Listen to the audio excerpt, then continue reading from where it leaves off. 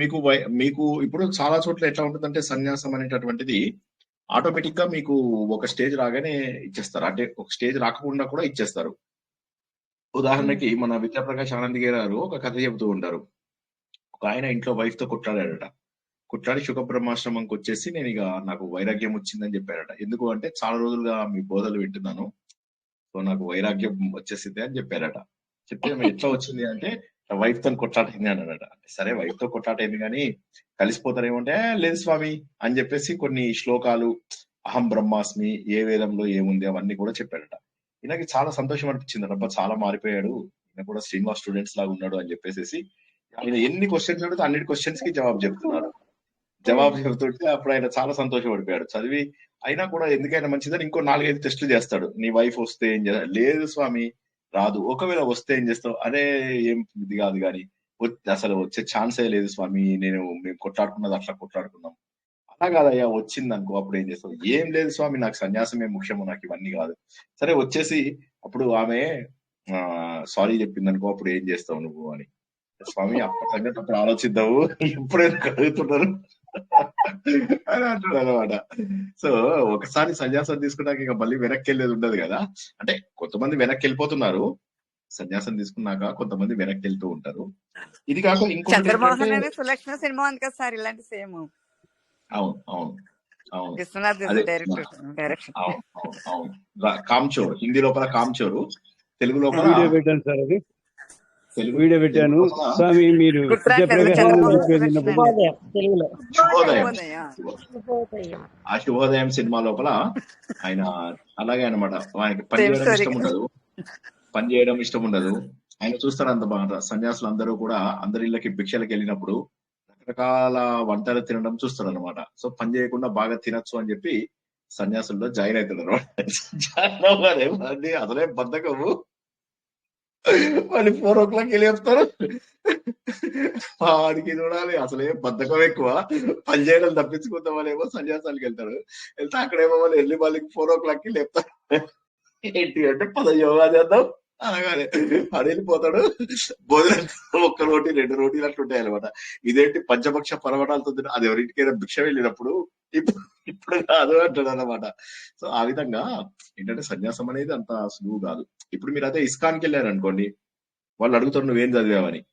అంటే కొద్దిగా ఇంగ్లీష్ మాట్లాడారు అనుకోండి, మీరు బాగా మాట్లాడితే సరే ఎప్పుడు జాయిన్ అవుతావు అంటే ఎప్పటి నుంచి అంటే నాకు ఇట్లా వచ్చే వారం నుంచి నేను సన్యాసిని అవుదామని ఉంది అని చెప్పారు అనుకోండి. మీరు చెప్తే మీ వయసు 20 ఏళ్ళు అవ్వచ్చు, 30 ఏళ్ళు అవ్వచ్చు, 40 ఏళ్ళు అవ్వచ్చు, ఎంతైనా వచ్చే వారం నుంచి అవుదాం అనుకుంటున్నాను సన్యాసిని అంటే వచ్చే వారం నువ్వు నిన్నటి నుంచి ఆల్రెడీ సన్యాసివి, అరే వీనికి బట్టలు ఇవ్వండిరా, కాషాయ బట్టలు ఇచ్చేసేయండి అంటారు, ఇచ్చేస్తారు. సో అట్లాగా కొన్ని చోట్ల ఏంటంటే చాలా తొందరగా సన్యాసం దుస్తులు ఇచ్చేస్తారు. సన్యాస దీక్ష కొంతమంది చాలా ఫాస్ట్ గా ఇచ్చేస్తారు.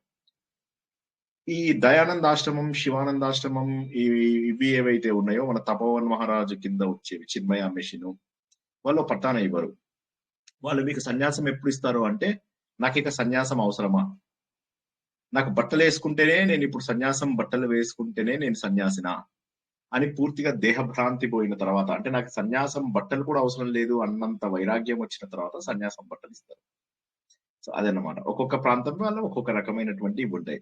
ఇప్పుడు చాలా మంది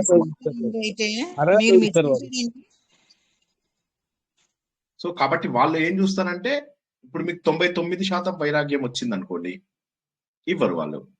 1% అది కూడా వచ్చిన తర్వాతనే ఇస్తారు అన్నమాట. ఇప్పుడు అదే మీరు ఇంకా వేరే ఎక్కడికన్నా వెళ్ళండి, మీరు ఏ పీఠంకైనా వెళ్ళండి, మరి మీరు ఎప్పుడు అడిగితే అప్పుడు ఇచ్చేస్తారు. వాళ్ళకు కూడా పూర్తి అహంకారాలు, పూర్తి ఇంద్రియాల పైన నిగ్రహం ఉండకపోవడము, నేను గొప్పవాణ్ణి, మేము ఆదేశం ఇస్తున్నాం అట్లా చెప్తారు కదా, ఇలా పెట్టుకుంటూ చేతులు, మేము ఆదేశం ఇస్తున్నాం అని. ఆడవాళ్ళు వస్తే ఇలా చూస్తూ ఉంటారు, నాకు సరిగ్గా చూడరాదు, సో వాళ్ళు చూసే చూపులు వేరే ఉంటాయి. వీళ్ళందరూ ఏంటంటే ఈ పీఠాలలో మఠాలలో వాళ్ళ లోపల వాళ్ళకి సరైనటువంటి పరిణతి రాకముందే ఇస్తారు. అదే మీరు ఋషికేష్కి వెళ్ళి ఈ చెప్పిన ఈ కొన్ని ఆశ్రమాలలో చూడండి, ఇక్కడ మీకు చాలా పరిణతి కనిపిస్తుంది. అంటే వాళ్ళ లోపల మీకు ఆ రకమైన ఇది, అంటే అక్కడ ఉండొచ్చు 100కి 1 కేసు తప్పు ఉండొచ్చు, కానీ అసలు ఇవ్వడమే వాళ్ళు 2-3కి ఇచ్చినప్పుడు ఇక తప్పులు పోయే అవకాశమే లేదు కదా. అలా సో ఇంకా అది అదృష్టం, ఎన్నో కోట్ల జన్మల అదృష్టం చేసుకుంటే ఈ జన్మలో సన్యాసము ఇంకా అది వాళ్ళు ఇస్తారు, లేకపోతే మీరు ఉత్త సన్యాసమే కావాలంటే ఎవరి దగ్గర ఇవ్వక్కర్లేదు, జస్ట్ బట్టలు వేసుకొని వెళ్ళిపోతే చాలు. సో దీని మీద నేను మీ అందరికి అప్పుడు ఒక నవల చెప్పాను కదా, ప్రయాణం అని చెప్పేసి ఒక నవల, మల్లాది వెంకట కృష్ణమూర్తి గారి కథ చెప్పాను. చాలా బాగుంటుంది, ఒకసారి మరొకసారి తలుచుకుందాం. ఆ నవల లోపల ఏమవుతుందంటే, ఈ హీరో చాలా బాగుంటాడు. చిన్నప్పటి నుంచి కూడా అతనికి వైరాగ్య భావనలు అవి బాగా ఎక్కువ, ఆధ్యాత్మిక భావనలు, వైరాగ్య భావనలు చాలా ఎక్కువ. అయితే ఇంట్లో వాళ్ళ బలవంతం మీద పెళ్లి చేసుకోమంటే సరే, పెళ్లి చేసుకున్నా సరే అమ్మాయిలకు క్లియర్ గా చెప్పాలని, నేను 40 ఏళ్ల కల్లా ఇందులోకి వచ్చేస్తాను సన్యాసంలోకి అని. చూడటానికి చాలా అందంగా ఉంటాడు, పెద్ద ఉద్యోగము, దేశాలు తిరుగుతూ ఉంటాడు. సో ఏ పెళ్లి కూతురు కూడా అతన్ని వదులుకోవాలని అనుకోదు, కానీ ఇతను చెప్పే కండిషన్స్ చూస్తే అందరూ భయపడిపోతూ ఉంటారు. సో మన కథలో హీరోయిన్ ఆమె ఏం చేస్తుందంటే, మరి ఈయన వదులుకోవడం ఇష్టం లేదు. ఈయన చెప్పిన తర్వాత ఆమె అంటుంది, మీరు పెళ్లి చేసుకునేది ఇప్పుడు 27 కి చేసుకుంటున్నారు, 40 కి మీరు ఇది సన్యాసం తీసుకుంటామంటే ఎవరు ఒప్పుకుంటారు, నేను కూడా ఒప్పుకోలేను అంటే, no that's what I expected, పర్వాలేదు రండి అని చెప్పేసి వచ్చేస్తారు. వచ్చేసిన తర్వాత ఆమె ఏం చేస్తుందంటే శివానంద ఆశ్రమంకి వెళ్తుంది. వెళ్ళిన తర్వాత ఆయన అంటాడు అన్నమాట, అతడికి నిజంగా పరిణతి ఉందో లేదో ఒకసారి చూద్దాము, పిలిపించండి ఆయనని అని. ఈయన ఆఫీస్ లో ఉంటాడు. ఈ అమ్మాయి కాల్ చేస్తుంది. ఈ అమ్మాయికి పాపం అతను వదులుకోవడం ఇష్టం ఉండదు, ఎందుకంటే మంచి మాటలు, మంచి సద్గుణాలు ఉన్నటువంటి వ్యక్తి కాబట్టి ఎలా అయినా పెళ్లి చేసుకుంటే ఇలాంటివన్నీ చేసుకోవాలి, కానీ ఆ సన్యాసం అనే ఫీలింగ్ ఒకటి తీసేస్తే సరిపోతుంది అనే భావనలో ఉంటుంది అనమాట. అందుకని చెప్పేసి అతన్ని పిలిపిస్తుంది శివానంద ఆశ్రమానికి. పిలిపిస్తే అతను వస్తాడు. వచ్చిన తర్వాత అక్కడ నమస్కారం చేస్తాడు. ఆయన అంటాడు అన్నమాట, ఆయన అడిగిన ప్రతి ప్రశ్నకు ఇతను జవాబు చెప్తూ ఉంటాడు. అంటే ఈయన కూడా యోగ వాసిష్టము అవి చదివి ఆ టైప్ లో ఉంటాడు అనమాట, మంచి హై లెవెల్లో ఉంటాడు. ఉండేసరికి అప్పుడు ఆయన అంటాడు, సరే బాగుంది, ఒక పని చేద్దాం, మనం ఏం చేద్దామంటే నీకు ఒక శాంపుల్ సన్యాసము ఇస్తాను. ఈ శాంపుల్ సన్యాసం ఏంటంటే, నువ్వు ఇది ధరించి అన్ని చోట్లకి నేను చెప్పిన ఒక 10-15 ప్లేసెస్ కి వెళ్ళి సన్యాసిలాగా జీవించడానికి ప్రయత్నం చేయి. మీ ఇంట్లో నువ్వు ఎప్పుడు వేరే ఫారిన్ కంట్రీస్ కాబట్టికి వెళ్తుంటావు కాబట్టి వాళ్ళకి చెప్పు, యూరోప్ వెళ్ళానని చెప్పేసేసి వెళ్ళిపో. ఒక 2 నెలల పాటు ఇట్లా తిరుగు, మొత్తం 2-3 నెలలు పడుతుంది. ఇది మొత్తం నేను చెప్పిన ప్లాన్ ప్రకారము అన్ని చోట్ల కూడా వెళ్ళు, ఎక్స్ట్రీమ్లీ బేసిక్. అయితే ఎందుకైనా మంచిది, నీ దగ్గర ఒక డెబిట్ కార్డు ఉంచుకో అని చెప్పేసి చెబుతాడు అనమాట. ఆ డెబిట్ కార్డు ఒక్కటి ఇచ్చేసి ఒక చిన్న ఇవి ఇస్తాడు, ఒక బ్యాగ్, అందులోపల ఉన్న ఇది. తర్వాత తన రికమెండేషన్స్, ఒక 9 జ్యోతిర్లింగాలలో 9 రికమెండేషన్స్ ఇస్తారనమాట. సో ఇది అంటే ప్రతి ఒక్కరు ఈ బుక్ యాక్చువల్ గా వీలైతే కొనుక్కోండి. మల్లాది వెంకట కృష్ణమూర్తి గారిది. నవల పేరు ప్రయాణం. ఓకేనా? సో అంటే నేనేమంటానంటే, పరిణతి ప్రవచనాల ద్వారా వస్తుంది, నేను కాదనను. కాకపోతే a good book is a good friend. మీకు ఎక్స్క్లూజివ్ గా ఒక ఫ్రెండ్ ఉంటే ఎంత బాగుంటుందో ఊహించుకోండి. ఇప్పుడు మనకు ఆర్టిఫిషియల్ ఇంటెలిజెన్స్ లో ఎలా అయితే మిత్రుడు వస్తున్నాడో, అలాగా పుస్తకాల చదవడం అనేటటువంటిది, నేను చెప్పడం ఓకే, నేను చాలా సులభమైన భాషలో చెప్పినప్పటికీ కూడా నాకంటే కూడా పుస్తకం చదివే అలవాటుని చేసుకుంటే బాగుంటుంది. అలవాటు లేని వాళ్ళు ఏం చేయలేము, అలవాటు ఉన్న వాళ్ళు తప్పక. అయితే అందులో ఇదొకటి. నేను ఇంకా ఆయనవి వేరేవి 2-3 బుక్స్ కూడా సజెస్ట్ చేస్తాను ఇవాళ మన ప్రవచనం అయ్యే లోపల. సో అయితే ఏం చేస్తారంటే వారు ఆయనని ఆయన బయలుదేరి ఎక్స్ట్రీమ్లీ సింపుల్ గా ముందు శ్రీశైలంతో స్టార్ట్ చేస్తాడు అనమాట. అలా అలా అలా అలా ఒక్కొక్క చోటికి వెళ్తూ ఉంటాడు. ప్రతి చోట కూడా తన లోపల తప్పులన్నీ గుర్తిస్తూ ఉంటాడు. ఇప్పుడు ఏంటంటే పీస్ఫుల్ గా ఉంటాడు. మామూలుగా మనము ట్రావెల్ వెళ్ళినప్పుడు ఏమైతుందంటే మనకు హడావిడి, దర్శనం అవుతుందో కాదో, నెక్స్ట్ బస్ అందుకోగలుగుతామో లేదో, భోజనం ఉన్న టైంకి అందుకోగలుగుతామో లేనో. ఈ ఆడవాళ్ళు ప్రాబ్లం, ఆడవాళ్ళతో ఇంకా డేంజర్. వాళ్ళకి ఏంటంటే టీ దొరకదేమో, కాఫీ దొరకదేమో అని కూడా టెన్షన్ వాళ్ళకి. ఆ టీ, నేను ఒక రోజు ఇట్లా టీ కప్పు ఇట్లా పెట్టేసరికి దాని కింద అందులో 8 మంది పెట్టేశారు టీ కప్పులు, ఎక్కడ దొరకదో అని చెప్పేసి. అంతా ఒక లైన్ ఇలా స్ట్రైట్ గా ఉండాలి కదా, ఇలా 8 లైన్లు ఇలా అడ్డంగా పెట్టారు లైన్లు. సో కొద్దిగా కష్టం, ఏమో మాకు దొరకదేమో అనే టెన్షన్. సో ఇప్పుడు ఇవన్నీ టెన్షన్ ఉండదు ఈయనకి, ఎందుకంటే ప్రశాంతంగా వెళ్తాడు కాబట్టి. సత్రము ఏదో అంటారు కదా, భోజనము మఠం నిద్ర అని అలా చేస్తూ. సో శ్రీశైలంలో ఇప్పుడు యాక్చువల్ గా ఇలాంటివి ఉన్నాయి. శ్రీశైలంలో కూడా మీరు కొన్ని చోట్ల అలా పడుకోవచ్చు, సత్రాలలో పడుకోవచ్చు, మఠాలలో, అదే ఉల్టా చెప్తున్నా, వాటి లోపల మీరు తిని అక్కడే ఉండొచ్చు అనమాట. శ్రీశైలంలో గుహలలో వాటిల్లో ఉండొచ్చు, కొన్ని పాడుబడినటువంటి కట్టడాలలో వాటిల్లో కూడా ఉండవచ్చు, మిగతా సన్యాసులతో పాటు కలిసి కూడా ఉండవచ్చు. సో అట్లా ఉండి అట్లా చేయొచ్చు. ఈయన అట్లాగే ట్రై చేస్తుంటాడు. మధ్యలో ఒక రోజు ఈయన లేట్గా వస్తే వాళ్ళు ఎవరో తిడతారు అనమాట, ఇతన్ని, ఏంది ఇంత లేట్గా వస్తావా తినడానికి. నాకు కోపం వస్తుంది, నాలాంటి హైలీ ఎడ్యుకేటెడ్ పర్సన్ ఇలా అంటాడా అని చెప్పేసి. పక్క ఇంకొక చోట భోజనం పెడుతున్నారంటే అక్కడికి వెళ్తాడు. అక్కడికి వెళ్ళిన తర్వాత జ్ఞాపకం వస్తుంది, నేను ఈగో పోగొట్టుకోవడానికి కదా ఇక్కడికి వచ్చింది, నా ఉద్యోగము, నా పాస్ట్ ఇవన్నీ వదిలేసే కదా నేను రావాలని. మళ్ళీ అక్కడికి వెళ్ళిన వాడు మళ్ళీ వెనక్కి వస్తాడు. వెనక్కి వచ్చిన తర్వాత ఆ మేనేజర్ ఉంటాడు కదా, వాడు తిడతాడు అనమాట. మళ్ళీ వచ్చినవేంది అని అంటే, తప్పైంది స్వామి అని చెప్పి అప్పుడు లోపల భోజనానికి వెళ్తాడు అనమాట. సో ఆ విధంగా ఒక్కొక్క మార్పు తన లోపల చేసుకుంటూ కూర్చుంటాడు. తర్వాత ధ్యానం. ఇక ధ్యానము మీ అందరికీ చెప్పేది ఏముంది కానీ, నేను ఇప్పుడు శ్రీ సూక్తం అంతా కూడా ధ్యానమే. మీకు తెలిసిందే కదా, మనం శ్రీ సూక్తంలో ఎన్ని నేర్చుకున్నాము. ఇప్పుడు ఇవాళ రేపు నేర్చుకునేవి కూడా మళ్ళీ అదే కుండలిని, మళ్ళీ అదే ఆ కుండలిని లోపల మళ్ళీ సహస్రారం వరకు అమృత ధార ఎలా వెళ్తుంది. మీరు ఏదన్నా అడగండి, మనం చేసే ప్రతి మంచి పని కుండలిని ఇలా పైకి తీసుకెళ్తుంది. సో ఇక్కడ ఉన్నటువంటి అమృత ధారని మన శరీరం అంతా కూడా కురిపిస్తుంది. సో ఇతను అది ఎక్స్పీరియన్స్ చేయడం మొదలవుతుంది అనమాట. ఎక్స్పీరియన్స్ చేయడం మొదలవుతుంది. అన్ని రకాల జనాలని కూడా ఇతను చూస్తాడు. అందులోనే ఇప్పుడు నేను చెప్పిన దొంగ పీఠాలు, దొంగ మఠాలు, ఏవైతే జనాలు బాగా డబ్బులు సంపాదించడాలు, ఒక రిసెప్షన్, తర్వాత రూమ్స్ అలాట్మెంట్లు, తర్వాత అక్కడ కూర్చున్న వాళ్ళందరికీ కూడా ఫ్రంట్ లో కూర్చుంటే ఈ బియ్యము, ఇది ఫిలిప్పైన్స్ నుంచి తెప్పించిన బియ్యము, రెండో రోలో ఉంటే ఇట్లా, మూడో రోలో ఉంటే ఇట్లా, ఇలా కూర్చోవడం, భక్తుల్ని సెపరేట్ చేయడము, ఇలా అందరికి ఫీజులు తీసుకోవడము, డబ్బులు తీసుకోవడము. స్వామీజీ పైన కూర్చొని ఏదో జస్ట్ ఇలా ఇలా అంటూ ఉంటాడు అంతే. ఆయన పెద్దగా ఆయనది ఏమి రోల్ ఉండదు. కానీ జనాలందరూ జస్ట్ అంటే వాళ్ళకి ఇట్లా క్వశ్చన్స్ అడిగి అంతా ఉండదు అన్నమాట. అయితే ఇతడు ఈయన పద్మారావు నగర్ స్వామి దగ్గర నుంచి, శివానంద ఆశ్రమం స్వామి దగ్గర నుంచి లెటర్ తీసుకొని వెళ్తాడు కాబట్టి ఈయనకు ఆయనతో మాట్లాడే అవకాశం వస్తుంది. ఆయనతో మాట్లాడి అంటాడు అనమాట, మనకి హంగులు ఇవన్నీ అవసరమా అని. ఆయన అంటాడు, మరి ఇవన్నీ లేకపోతే భక్తులు అసలు రారు, మనకు ఆ మాత్రం ప్రచారం ఉండాలి కదా అంటాడు. మళ్ళీ ఇతను ఆలోచిస్తాడు, ప్రచారం ఎందుకు కావాలి? ఇప్పుడు ఈయన బయటకు ఈయనకి నచ్చదు, కానీ మిగతా అందరూ కూడా ప్రచారం కావాలని అనుకుంటారు. మీరు ఏ మఠంకి, ఏ పీఠంకి వెళ్ళండి, చదువుకున్న ఎడ్యుకేటెడ్ ప్రవచనకర్తలను కూడా చాలా మందిని చూడండి. వాళ్ళని వాళ్ళు ప్రచారం చేసుకొని డబ్బు చేసుకుందాం అనుకుంటారు. ధర్మ ప్రచారం తప్పులేదు, ఏం తప్పులేదు. ధర్మ ప్రచారం మీరు ఎక్కడికైనా వెళ్ళండి, ఏ వేదిక మీదకైనా వెళ్ళండి. మీకు ఇండియాలో కాదు, ప్రపంచంలో ఏ వేదిక మీదకైనా వెళ్ళండి. అంటాడు కదా, ఏ దేశమేగినా ఎందు కాలిడినా పొగడరా నీ తల్లి భూమి భారతిని, నిలుపరా నీ జాతి నిండు గౌరవము. సో కాబట్టి ఎక్కడికి వెళ్ళినా మన ధర్మాన్ని మనము ప్రచారం చేయడం తప్పు లేదు, కానీ పర్సనల్ ప్రచారాలు చేసుకోవడం అనేటటువంటిది తప్పు. ఇతను అది కూడా గుర్తిస్తాడు. గుర్తించిన తర్వాత అక్కడి నుంచి తప్పని చెప్పి తెలుసుకుంటాడు, మహారాష్ట్రకి వెళ్తాడు. మహారాష్ట్రకి వెళ్ళిపోయిన తర్వాత పూర్తిగా ఆరోగ్యం పాడైపోతుంది. ఒక పీఠం, ఒక దీని మీద పడుకుంటాడు అనమాట. ఒక టెంపుల్ దగ్గర ఒక గట్టు మీద పడుకుంటాడు. ఆఖరికి ఎలాంటి స్టేజ్ అంటే తను అంటే అసలు లేచి కనీసం బాత్రూమ్కి వెళ్ళేటంత స్టేజ్ కూడా ఉండదు. ఆ పూజారి కూడా ఇతన్ని అసహించుకుని ముందు 2 రోజులు పడుకొనిస్తాడు, కానీ తర్వాత ఇతనికి జ్వరం వచ్చిన తర్వాత అది చాలా అసహించుకుంటాడు. ఇదే సమయం లోపల ఎవడో వచ్చేసి అతను ఏటీఎం కార్డు కూడా దొంగతనం చేసేస్తారు. ఏ విధమైన శరీరంలో ఓపిక ఉండదు. కానీ శరీరం ఒక 5-6 రోజులు అయిపోయిన తర్వాత అప్పుడు ఆయనకి ఓపిక వస్తుంది. అప్పటికి తన లోపల మార్పును గుర్తిస్తాడు ఆయన. చూసావా, నేను శరీరాన్ని కూడా ఇప్పుడు జయించగలిగాను అని చెప్పేసి అలా యాత్ర చేసుకుంటూ అక్కడి నుంచి భీమాశంకరానికి వెళ్తాడు. సో ఇక్కడ అయిపోయింది, నాసిక్ త్రయంబకేశ్వరం అయిపోయింది. అక్కడి నుంచి భీమాశంకరానికి వెళ్తాడు. భీమాశంకరం లోపల ఆయనకి ఏదో తెలియని ఆనందం అలా కనిపిస్తూ ఉంటుంది అనమాట. ఆయనకు అర్థమవుతూ ఉంటుంది తన లోపల మార్పు వచ్చింది. ఏంటి ఒక్క నెల రోజులో ఎంత మార్పా ఆయనకు అనిపిస్తున్నాడ. ఎంత అసలు ఆశ్చర్యపోతూ ఉంటాడు, తన లోపల ఎంత మార్పు ఏంటి అని. అలా తిరుగుతూ కేదార్నాథ్ వెళ్తాడు. అక్కడి నుంచి మళ్ళీ వారణాసి, కేదార్నాథ్ వెళ్ళాడు అనుకుంటా. మిగతావన్నీ కూడా కంప్లీట్ చేసుకొని చివరికి వారణాసి లోపల ఎండ్ అన్నమాట.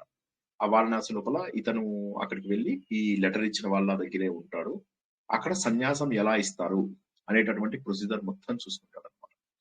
చూసిన తర్వాత అదంతా చేసి చివరికి మధ్యలో ఇంకా చాలా, అంటే నేను ఈ 10 నిమిషాల్లో ఎంత చెప్పగలను, అవన్నీ చూసుకుని మధ్యలో రకరకాల జనాలను కలుస్తూ ఉంటాడు. కొంతమంది ప్రకృతి చికిత్స చేసేవాళ్ళు, కొంతమంది ప్రకృతితో మమేకమయ్యే వాళ్ళు, కొంతమంది ధ్యానం ద్వారా ఊపిరి పీల్చుకుంటూ ఉండేవాళ్ళు, కొంతమంది కేవలము గాలినే ఆహారంగా స్వీకరిస్తూ, కొంతమంది నీటినే ఆహారంగా స్వీకరిస్తూ వారిలో ఉన్న కుండలిని జాగ్రత్తం చేసుకుంటూ ఉంటారు. అప్పుడు ఈయనకు అర్థమవుతుంది, నీరు, భూమి, ఈ 2 గొప్ప లక్షణాలు.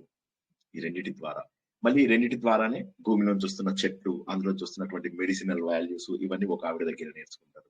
I'm trying to really excited. అది ఎప్పుడు నన్ను ఎమోషనల్ చేయకుండా ఉండదు. సో అలా చేసి చివరికి వెనక్కి వచ్చేస్తారు అనమాట. వచ్చేసి 3 నెలల లోపల తనకే అర్థమవుతుంది చాలా పరిణతి వచ్చింది అని. వచ్చిన తర్వాత సరే తన సన్యాసి ఎవరైతే వచ్చారో శివానంద ఆశ్రమం ఆయనకి నమస్కారం చేస్తాడు. తర్వాత ఆ అమ్మాయికి కాల్ చేస్తాడు అనమాట, థ్యాంక్స్ చెప్దామని. అప్పటికే అమ్మాయికి పెళ్లి అయిపోయి ఉంటుంది, ఒక హార్ట్ స్పెషలిస్ట్ ని పెళ్లి చేసుకుంటుంది అనమాట. ఆమె అంటే ఏ అమ్మాయి అయితే ఇతన్ని పద్మారావు నగర్ కి తీసుకెళ్లి శివానంద ఆశ్రమంలో పరిచయం చేస్తుందో ఆ అమ్మాయి ఆల్రెడీ ఒక మంచి ఇతనికంటే మంచి వ్యక్తి దొరకగానే పెళ్లి చేసేసుకుంటుంది. సరే, ఇతను తర్వాత కొన్నాళ్ళకి ఆ అమ్మాయి భర్తతో చాలా ఆనందంగా ఉంటుంది. వాళ్ళకు ఒక కూతురు కూడా పుడుతుంది. ఏదో చిన్న ఇబ్బంది ఉంటుంది అనమాట కూతురికి. సో ఆమె ఎట్లా నా కూతురికి ఇబ్బంది చాలా ఉంది అది అని చెప్తే పక్క ఊర్లో ఒక ప్రకృతి చికిత్సలక ఇది ఉన్నటువంటి ఒక మహత్తున్నటువంటి వ్యక్తి ఉన్నాడు అని చెప్పేసి తెలుస్తుంది అనమాట ఈమెకి. అప్పటికే 8-9 ఏళ్ళు అయిపోతుంది, పెళ్లి అయిపోయి 10-15 ఏళ్ళు అవుతుంది. అప్పుడు ఆ పక్క ఊరికి వెళ్తుంది అనమాట. వెళ్ళిన తర్వాత చూసేసరికి ఈయననే, అరే ఇదేంటి మీరు సన్యాసము తీసుకోలేదా అని అడుగుతుంది. అంటే లేదు అంటే పెళ్లి చేసుకున్నారా అయితే అంటుంది. అంటే పెళ్లి చేసుకోలేదని. మీ గురించి ఇక్కడ అందరూ జనాలు చాలా చెప్తూ ఉంటారు, మీకు చాలా శక్తులు అవి ఉన్నాయట కదా, మీరు బాగా ఇది చేశారు, మీరు అన్న మాట నిజమవుతుందని అందరూ అంటారు అంటే నవ్వుకుంటాడు అతను. ఆమె అడిగిన ప్రశ్నలన్నిటికీ జవాబు చెప్తూ ఉంటాడు. ఆమె కూడా చాలా సంతోషపడుతుంది, ఇన్నేళ్ల తర్వాత చూశాను అన్ని చెప్తుంది. చెప్తూ ఫైనల్లీ ఆమె వెళ్ళబోతుంటే ఆమె చెప్తాడు, ఇప్పుడు మీరు కూతురు కోసం ఏదైతే ప్రాబ్లం అనుకుంటూ ఉన్నారో అది ఇన్ని రోజులలో తప్పకుండా సాల్వ్ అవుతుంది అని చెప్పి వెళ్ళిపోతాడు అన్నమాట. ఈమె అలా చూస్తూ ఉండిపోతుంది. అసలు తన క్వశ్చన్ అడగదు, కూతురు గురించి అడగదు. తను ఎందుకు వచ్చిన విషయం తనకు తప్ప ఎవరికి తెలియదు. కానీ అలా చూస్తూ ఉండిపోతుంది అనమాట. ఓకే, ఇది ధ్యానంలో ఉన్నటువంటి శక్తులు మనకు తప్పకుండా వస్తాయి అన్న విషయాన్ని, సత్యాన్ని గుర్తించి వెళ్ళిపోతుంది. సో ప్రతి ఒక్కరూ వీలైతే, నేను చాలా చెప్పేశాను స్టోరీ కాబట్టి ఇక వివరణ మాత్రం మిగిలింది. తప్పకుండా నవల చదవండి. నవల పేరు ప్రయాణము, మల్లాది వెంకటకృష్ణమూర్తి గారు. ఆయన ఆధ్యాత్మికం వైపు వచ్చిన తర్వాత చాలా అద్భుతమైనటువంటి పుస్తకాలు రాశారు. అది సో మంచి మంచి పుస్తకాలు రాశారు. నచ్చిందా కథ? నచ్చిందా? బాగుందండి. బాగుంది సార్. అది సన్యాసం అంటే ఇంత కూడా ఒకసారి చెప్పారు సార్, లాస్ట్ టైం కూడా ఒకసారి ఎప్పుడో చెప్పారు, ఏదో కాంటెక్స్ట్ లో చెప్పారు. చాలా బాగుంది, మళ్ళీ వినడానికి ఇంకా బాగుంది. సన్యాసం తీసుకోవాలంటే సార్ ఒక మాట విన్నాను, ఒక నిమిషం. ఇంట్లో అందరూ ఒప్పుకోనంట, భార్య పిల్లలు అందరూ ఒప్పుకుంటే సన్యాసం తీసుకొని పర్మిషన్ తీసుకొని అప్పుడు సన్యాసం ఇస్తారంట వాళ్ళు. అది కూడా విన్నాను, అది కరెక్టా కాదు? పూర్తిగా తప్పు. తల్లిని అడుగుతాము, తల్లి ఒప్పుకోకపోతే ఏదో రకంగా ఒప్పిస్తాము. భార్య అడుగుతాము, 2 సార్లు అడుగుతాము, ఒప్పుకోకపోతే వెళ్ళిపోవచ్చు సన్యాసానికి. అంటే మనం చెప్పడం మన ధర్మము. మనలో పరిణతిని గుర్తించి వాళ్ళు మనని ఇష్టపడడం అనేటటువంటిది వాళ్ళకు. లేకపోతే అట్లా ఇక వాళ్ళ పర్మిషన్ అంటే ఎవరు ఇయ్యరు. మీరు మీరు మీరు మీరు ఇన్నాళ్ళు దానికోసం ఎదురు చూస్తూ ఉన్నారు. ఇప్పుడు నాకు అర్థమైపోయింది. వేణుగోపాల్ గారు ఇన్నాళ్ళు తీన్ తలాక్ లాగేం సార్, తలాక్ అని 3 సార్లు అని వెళ్ళిపోవచ్చు, వాళ్ళు విడాకులు ఇవ్వచ్చు అన్నట్లు 2 సార్లు అడిగి వెళ్ళిపోవచ్చాం సార్. అంటే ఏంటంటే పరిణతి వచ్చింది అన్నప్పుడు చేసుకోవచ్చు. పరిణతి వచ్చినప్పుడు ఏం అడ్డం ఉంటాయి చెప్పండి? ఏ అడ్డం ఉంటాయి? And as a matter of fact సన్యాసమే తీసుకోవాల్సిన అవసరం లేదు. ఇప్పుడు ఆయన తెల్ల బట్టలు వేసుకొని ఉంటాడు, మన సినిమాలో హీరో, మన కథలో హీరో. ఆయన తెల్ల బట్టలు వేసుకొని సాధారణంగానే ఉంటాడు. సో బట్టలు అనేవి అవి మన వైరాగ్యానికి సంకేతాలు కావు. బట్టలు అనేవి కేవలము మన ఆలోచన దీనికి, అంటే అవతల వాడికి తెలియడానికే మనం ఏంటి అని. కానీ మన ఆలోచనలలో వైరాగ్యం ఉన్న సంగతి ఏం తెలుసు కదా? మీరు ఏది చేస్తున్నా కూడా మీ లోపల వైరాగ్యం ఉండవచ్చు. మీ లోపల ఎప్పుడైతే మోహ భావము పోతుందో అప్పుడు మీకు వైరాగ్యం ఆటోమేటిక్ వస్తుంది. ఎందుకంటే మనం వైరాగ్యం అంటే గంభీరంగా లేకుండా ఉండాలి, మటసంగా కూర్చోవాలి, మామూలు బట్టలు వేసుకోవాలి. నేను చెప్పడం సార్ నాకు తెలిసిన కాడికి గంభీరంగా ఉండకూడదు, ఎక్కువ మాట్లాడకూడదు, తక్కువ మాట్లాడాలి. అది నాకు తెలిసిన కాడికి. అదే అంటే అంతర్ముఖంగా మన ధ్యానం అలాంటివి కూడా చేసుకోవాలండి. ఫస్ట్ వివేకానంద స్వామి చెప్తారు కదా సార్, చెప్పండి. వివేకానంద ఏమంటారు? గంభీరంగా ఉండమని చెప్తాడు కదా సార్, వేణుగోపాల్ సార్ ఏమో ఉండొద్దు అంట. అవును. అంటే ఏమైతుందంటే మనం అనికవతో ఉండాలి, వినయం విధేయతలు. గంభీరం అంటే అహంకారంతో ఉండకూడదు అని అర్థం నేను చెప్పాడు. ఏదైనా మనలో చెడు గుణాలని తగ్గించుకోవడము దేనికైనా కూడా మంచిదే. ఇప్పుడు మనం శ్రీ సూక్తాన్ని చదివినా అదే చెప్పుకుంటున్నాం, భగవద్గీత చదివినా అవే చెప్పుకుంటున్నాము. ఇక ఏది చదివినా కూడా మనము ముందు తెలుసుకునేది ఏంటంటే మన లోపల చెడు గుణాలని తగ్గించనిది ఆధ్యాత్మికత కాదు. ఇప్పుడు మీరు ఈ సన్యాసులని వాళ్ళని వీళ్ళని చూస్తూ ఉంటే మీకు శంకర మఠానికి వస్తుంటారు వీళ్ళు, మన హైదరాబాద్ శంకర మఠానికి, ఇంకో వెళ్ళండి, పొండి పొండి పొండి పొండి పొండి పొండి, తన్ని కొట్టి చంపేసి తోసేసి నరికేసి ఎంత క్రూరంగా బిహేవ్ చేస్తూ ఉంటారు. ఎవరికి వస్తుంది సన్యాసం? ఆ వారికి వస్తుందా, వాళ్ళ శిష్యులకు వస్తుందా? ఒకసారి ఆలోచిస్తే వీళ్ళలో ఎవరికి అంటే ఇంద్రియాలని నిగ్రహించుకొని అది ఉన్న వాళ్ళు కాదు. వీళ్ళలో ఎవరు 99.9% వాళ్ళు ఇంద్రియాలని నిగ్రహించుకున్న వాళ్ళు కాదు వీళ్ళు. ఇప్పుడు మనం అప్పుడు అనుకున్నాం కదా జయేంద్ర సరస్వతి గారి విషయం లోపల కూడా, ఆయన జైలు లోపల భోజనం చేయకుండా ఉండడము, కుమిలిపోతూ బాధపడుతూ ఉండడము, ఇవన్నీ మనలాంటి సామాన్యులు చేసే లక్షణాలు కదా. కాబట్టి ఏమవుతుందంటే అక్కడ కొంత నాలెడ్జ్ ఉందా లేదా తెలుసుకుని సన్యాసం ఇచ్చేస్తారు. సన్యాసం ఇచ్చిన తర్వాత ఏమవుతుంది, వాళ్ళు ముందు సన్నగా ఉంటారు, తర్వాత ఇలా అవుతారు, ఇలా అవుతారు, అంతే. అది ఆ ప్రోగ్రెస్ మాత్రం మనం చూడగలుగుతాం అందరిలో. వీళ్ళందరి లోపల కూడా ఆ ప్రోగ్రెస్ చూడగలుగుతాం. ఎందుకంటే శంకరాచార్య పేరు చెప్పుకుంది కదా వీళ్ళందరూ ఇదైంది. శంకరాచార్య ఎలా ఉండేవాడు జీవితంలో, వీళ్ళంతా ఎలా ఉన్నారు. సో ఇవన్నీ కూడా ఇవన్నీ ఆర్గ్యుమెంట్ కి మనము పెట్టుకోకూడదు, మనము అబ్జర్వ్ చేస్తూ వదిలేయడమే అంతే. ఎందుకంటే ఏదన్నా కూడా మళ్ళీ ఏమవుతుందంటే ఇది చిన్న ఫోరం, ఇందులో పర్వాలేదు, కానీ హిందూ ధర్మంకి మనకు దెబ్బ అవుతుంది. అటుపో ఇటుపో ఏమవుతుందంటే మనలో మనకు యూనిటీ లేకపోతే హిందూ ధర్మం పైన దెబ్బ పడుతుంది.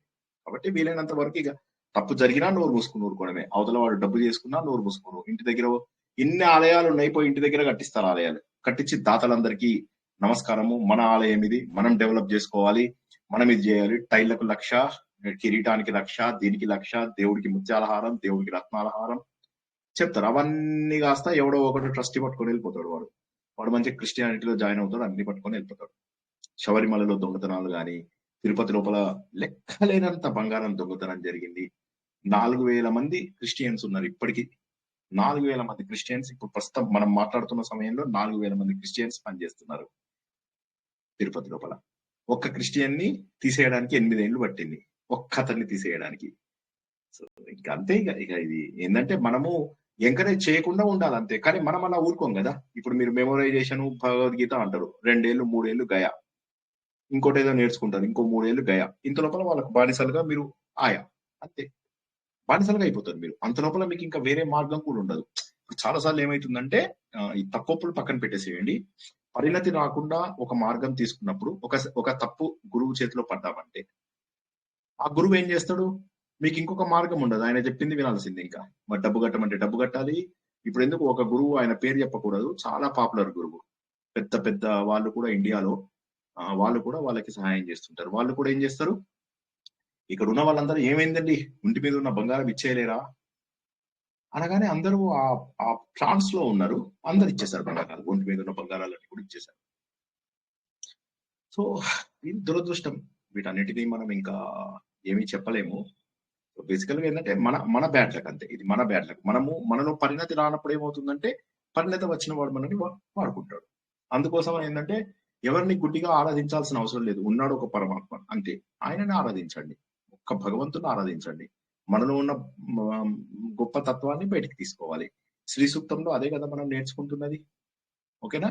అంతరాయతి మిరోప శాంతయే శాంత పావనమచింత్య వైభవం తం నరం వపషి కుంజరం ముఖే మన్మహే కిమపి తుందిలం మహా వసుదేవసుతం దేవం కంస చాణూరమర్ధనం దేవకీ పరమానందం కృష్ణౌ వందే జగద్గురు. శ్రీకృష్ణౌ వందే జగద్గురు. భగవద్బంధువులకు, ఆత్మస్వరూపులకు, సత్యాన్వేషులకు స్వాగతం, సుస్వాగతం. వేదాలలో ఉన్నటువంటిదే మిగతా అన్ని గ్రంథాలలో కూడా ఉన్నది. అటువంటి మహోన్నతమైనటువంటి శ్రీ సూక్తము ఇది. శ్రీ విద్య మనం ఏదైతే తెలుసుకుంటున్నామో, లలితా విద్య అని ఏదైతే తెలుసుకుంటున్నామో, షోడశి అని ఏదైతే తెలుసుకుంటున్నామో, పంచదశి అని ఏదైతే తెలుసుకుంటున్నామో, అందులో ఉన్నటువంటిదే ఇందులో కూడా ఉంది. మనం ఏం కోరుకుంటాం? భగవంతుని శ్రీ కోరుకుంటాం. శ్రీ అంటే ఏంటి? శ్రీ అంటే డబ్బు కాదు. శ్రీ అంటే రకరకాల ఆస్తులు, రకరకాల ఆస్తులు. శ్రీ అంటే ప్రతిదీ శ్రీనే. మనకు శ్రేయస్సును కలిగించేటటువంటి ప్రతి ఒక్కటి కూడా శ్రీనే. శ్రీ అంటే స్త్రీ కాదు, శ్రీ శ్రీ. మనము ఉదాహరణకు మనం అష్టలక్ష్మిలో అని చెప్పుకుంటాం. ఒక లక్ష్మి యొక్క అన్ని రూపాలు ఎందుకు చెప్తాం? మనం ఒక్క లక్ష్మీదేవిలోనే అన్ని రూపాలు ఎందుకు చెప్తాం? ఆదిలక్ష్మి రూపం లోపల మనము సృష్టి, మన శక్తి, వీటన్నిటిని ప్రార్థిస్తాం. ధాన్యలక్ష్మి లోపల ఆహారము, ఆహారము, ధాన్యాలు ఇవన్నీ కూడా మనకు కావాలనుకుంటున్నాం. అన్నము, వ్యవసాయము ఇవన్నీ. గజలక్ష్మి రూపం లోపల మనము మంచి రాచరికపు శక్తి, మనం మంచి సమృద్ధి ఇవన్నీ కూడా చూస్తాము. వీరలక్ష్మి రూపం లోపల మంచి ధైర్యానికి వీరత్వం చూపించాలి. ఈ వీరలక్ష్మిని ధైర్యలక్ష్మి అని కూడా మనం అనుకుంటే తప్పేం లేదు. విద్యాలక్ష్మి రూపం లోపల మనకు జ్ఞానము, తెలివితేటలు ఇవన్నీ రావాలనుకుంటాం. విజయలక్ష్మి రూపం లోపల మనకు విజయాలు రావాలనుకుంటాం. సంతాన లక్ష్మి రూపం లోపల మనకు సంతానం కావాలనుకుంటాం. ఇవి తప్ప ఒక వ్యక్తి కోరుకునేవేవి లేవు. ఎందుకంటే ప్రపంచంలో మనం కోరుకునేవి కొన్ని. ముందేంటంటే మనకు కావాల్సినటువంటి డబ్బు సమృద్ధిగా అన్ని ఉండాలి. రోటి కపడా మగాన్లో ఎటువంటి ఇబ్బంది ఉండకూడదు. వీటికంటే ఇంకొక స్థాయికి వెళ్ళినట్లయితే కాస్త రిచ్ గా కనిపించేటటువంటివన్నీ కావాలి. ఇవన్నీ వచ్చేసిన తర్వాత చివరగా మనం ఏంటంటే సెల్ఫ్ రియలైజేషన్ కోసం మనం ప్రయత్నం చేస్తుంటాం. అందరూ ప్రయత్నం చేయరు. ఈ 3 దగ్గర 4 దగ్గర ఆగిపోతారు. ఎక్కువ మంది ఏంటంటే 3 దగ్గర, అంటే చేతగాని వాళ్ళు 4కి వెళ్ళరు, శాతనైన వాళ్ళు 4 దగ్గర ఆగిపోతారు. 5 దగ్గరికి ఎవరు వెళ్ళరు. అంటే ముందుగా మనకు రోటి కపడా మకాన్, తర్వాత మనకు సేఫ్టీ, మన ఇల్లు కాపాడుకోవడము, మనం సంపాదించుకున్నవి కాపాడుకోవడము. మూడోది ఏంటంటే సోషల్ నీడ్స్ అంటే ఏంటి? సమాజంలో ఒక చిన్న స్థానం, ఒక 10 మంది కబుర్లు చెప్పడానికి, ఏమక్క ఎట్లున్నవే అని కూతురు ఎవరితోనో పోయిందో తెలుసా నీకు, ఇవి మాట్లాడతాం కదా, అది సోషల్ నీడ్స్ అన్నమాట. 4వది ఏమంటారంటే ఎస్టీమ్ నీడ్స్ అంటారు. ఎస్టీమ్ నీడ్స్ అంటే ఏంటంటే అందరిలో నేను ఉన్నతంగా కనిపించాలి. మీ ఇంట్లో ఏ కారు ఉందండి? ఓ చిన్న కారా, నాది పెద్ద కారు. మీకు ఏముందండి? అపార్ట్మెంటా, నాకు విల్లా ఉంది. సో ఇలా మాట్లాడుతూ అవతల వాళ్ళకంటే గొప్పగా కనిపించాలనేది 4వది. ఈ 4వ స్థాయి కోసమని ఎక్కువ మంది ప్రయత్నం చేస్తూ ఉంటారు. కానీ వీటన్నిటికీ కంటే కూడా ఉత్తమమైనటువంటి 5వ స్థాయి ఉన్నది. ఆ 5వ స్థాయి ఏదైతే ఉన్నదో అది ఆత్మ యొక్క లక్షణాన్ని తెలుసుకోవడము, మన గురించి మనం తెలుసుకోవడము, స్వస్వరూప సాధనము చేయడము. ఇవి 5ంటిని కలిపి మళ్ళీ మనము 3 రూపాలలో పూజిస్తాం. అవునా? ఈ 3 రూపాల యొక్క పూజననే మనం శ్రీ సూక్తంలో నేర్చుకుంటున్నాం. ఈ 3 రూపాల పూజన ఏంటి? మొదటిదేమో మనం ఇప్పుడు తెలుసుకున్నటువంటిదే ఏంటంటే భోగమూర్తులు అంటే మనకు ధనధాన్య సంపదలను ఇట్లా ఇచ్చే వాళ్ళు ఎవరైతే ఉంటారో వాళ్ళు. అంటే మనకు మంచి డబ్బు కావాలి, మనకు ధాన్యం కావాలి, మనకు మంచి రకరకాల సంపదలు కావాలి, దాసీ జనాలు కావాలి, వీళ్ళందరూ కావాలి, ఇవన్నీ. 2వ స్థాయికి వచ్చేసరికి ఏమవుతుందంటే దేవతలు మనకు ఆపదల నుంచి కాపాడతారు. ఈ ఆపదల నుంచి కాపాడే వాళ్ళని రుద్రమూర్తులు అని చెప్పేసి అంటాం. రుద్రమూర్తులు అంటే ఏంటంటే మనకు భయం వచ్చినప్పుడు, ఆపద వచ్చినప్పుడు వాళ్ళు ధైర్యాన్ని ఇస్తారు. చివరగా జ్ఞానమూర్తులు. నాకు ఇవన్నీ వద్దు, నేను ఎవరినో తెలుసుకోవాలి, నాకు జ్ఞానం సంపాదించాలి, నేను ఈ జన్మలో సన్యాసం తీసుకోను అనుకున్నాను అనుకో, కానీ సన్యాసం తీసుకుంటాను అని చెప్పి ముందుకెళ్ళాలి. ఈ పిల్లలతో ఎక్కడైతుంది?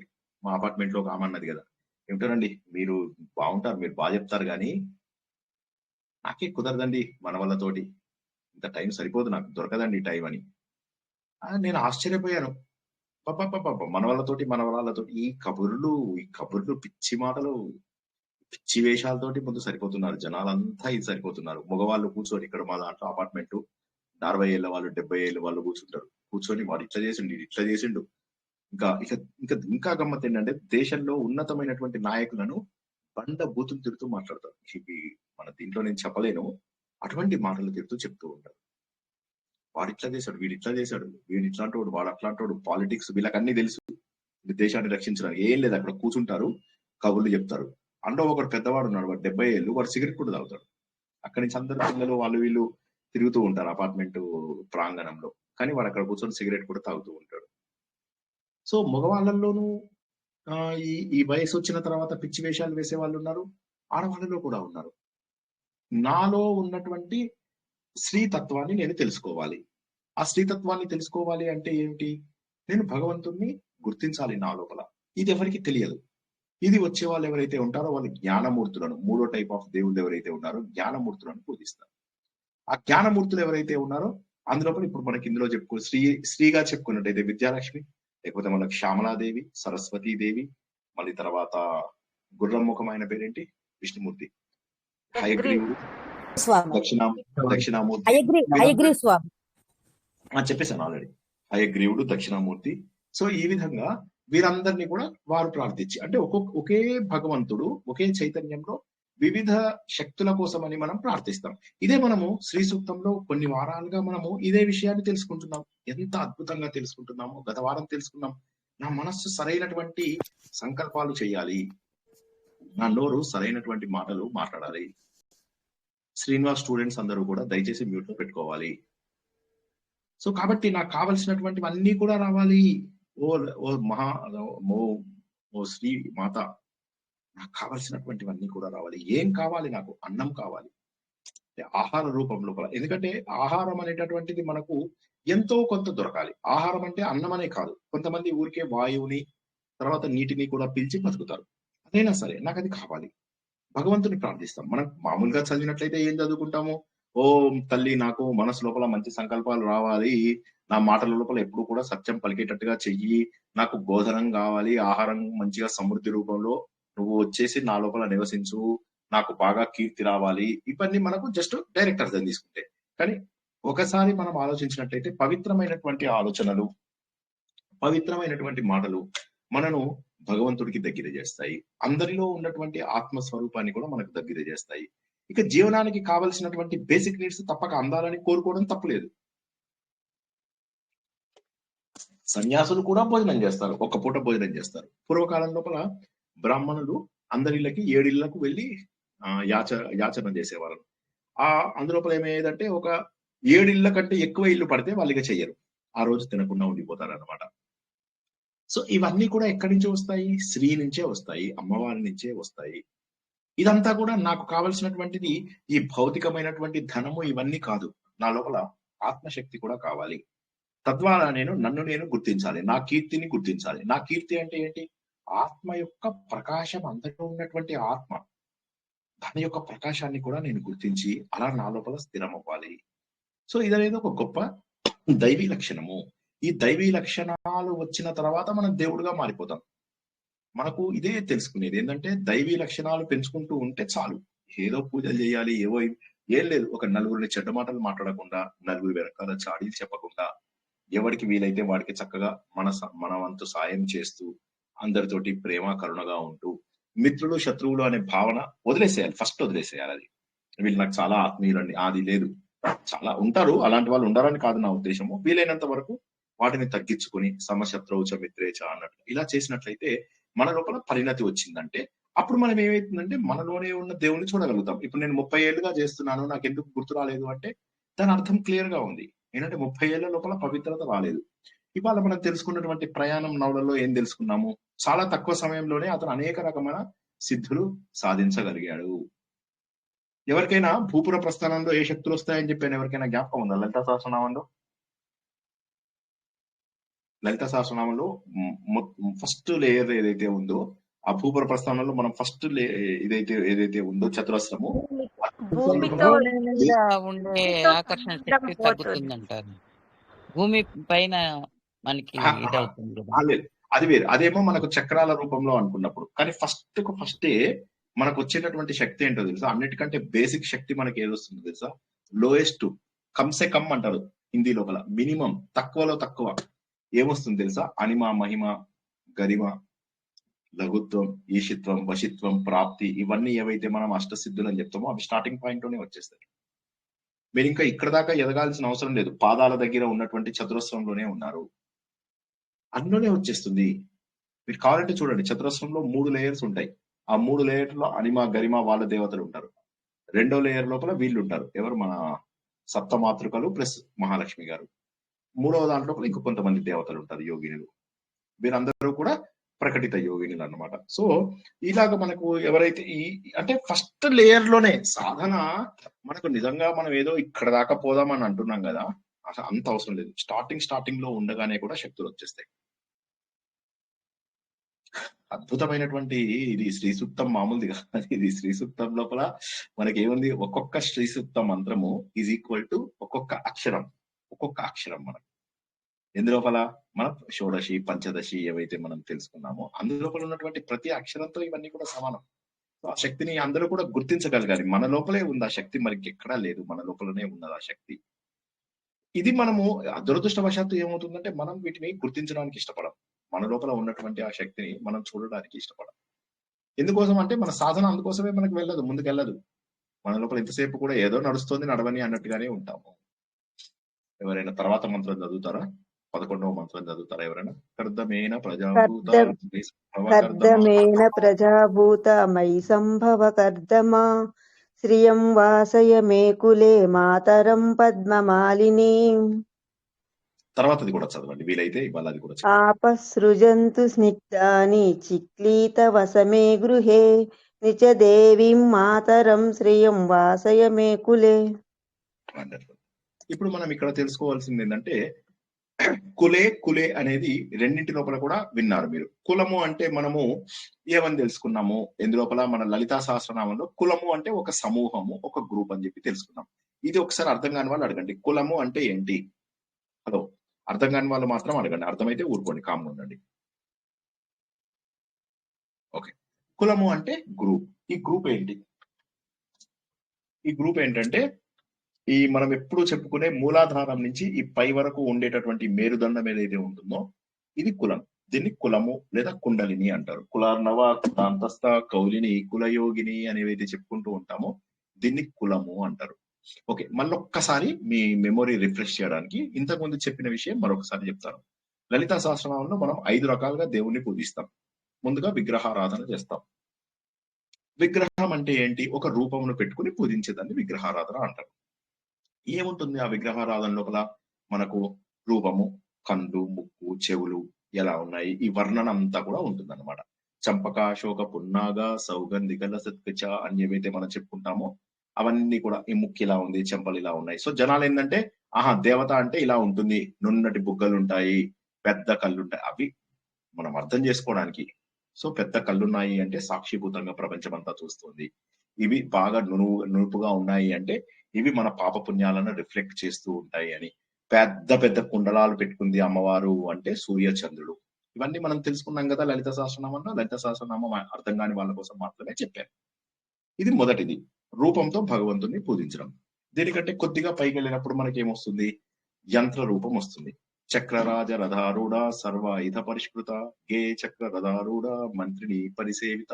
సో ఇలా చక్రాలన్నిటితోటి ఒక్కొక్క దేవతని మనం చెప్పుకున్నాం. మనం అందులోపల సంపత్కరి అమ్మవారిని తెలుసుకున్నాము, అశ్వారుడు అమ్మవారిని తెలుసుకున్నాము, శ్యామలాదేవిని తెలుసుకున్నాము, వారాహిదేవిని తెలుసుకున్నాము. మెయిన్ అమ్మవారు ఎవరైతే ఉన్నారో ఆవిడ 9 ఆవరణలు కలిగినటువంటి అమ్మవారు అని చెప్పేసి తెలుసుకున్నాము. ప్రతి దేవుడికి రాముడా, కృష్ణుడా, గణపత, మీకు తెలిసిన దేవుడు ఏ దేవుడైనా తీసుకోండి, ఆ దేవుడికి ఒక యంత్రం ఉంటుంది. ఒక్కసారి నేను అన్నమాట చెప్తారా ఎవరైనా? ఇప్పుడు అన్నమాట లాస్ట్ సెంటెన్స్. ప్రతి దేవుడికి ఒక యంత్రం ఉంటుంది. Very good. ఇంకెవరైనా చెప్పండి.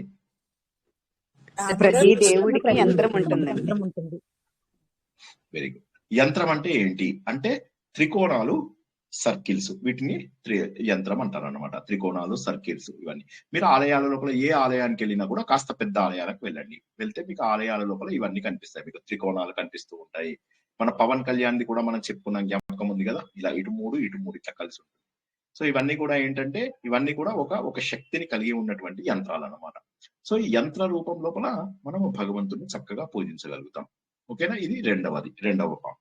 వీళ్ళకి ఏంటంటే మీరు రాముడు అంటే రాముడికి ఒక యంత్రం ఉంటుంది, కృష్ణుడు అంటే కృష్ణుడికి ఒక యంత్రం ఉంటుంది. వాళ్ళు దేవుణ్ణి డైరెక్ట్ గా రూపంతో పూజించరు.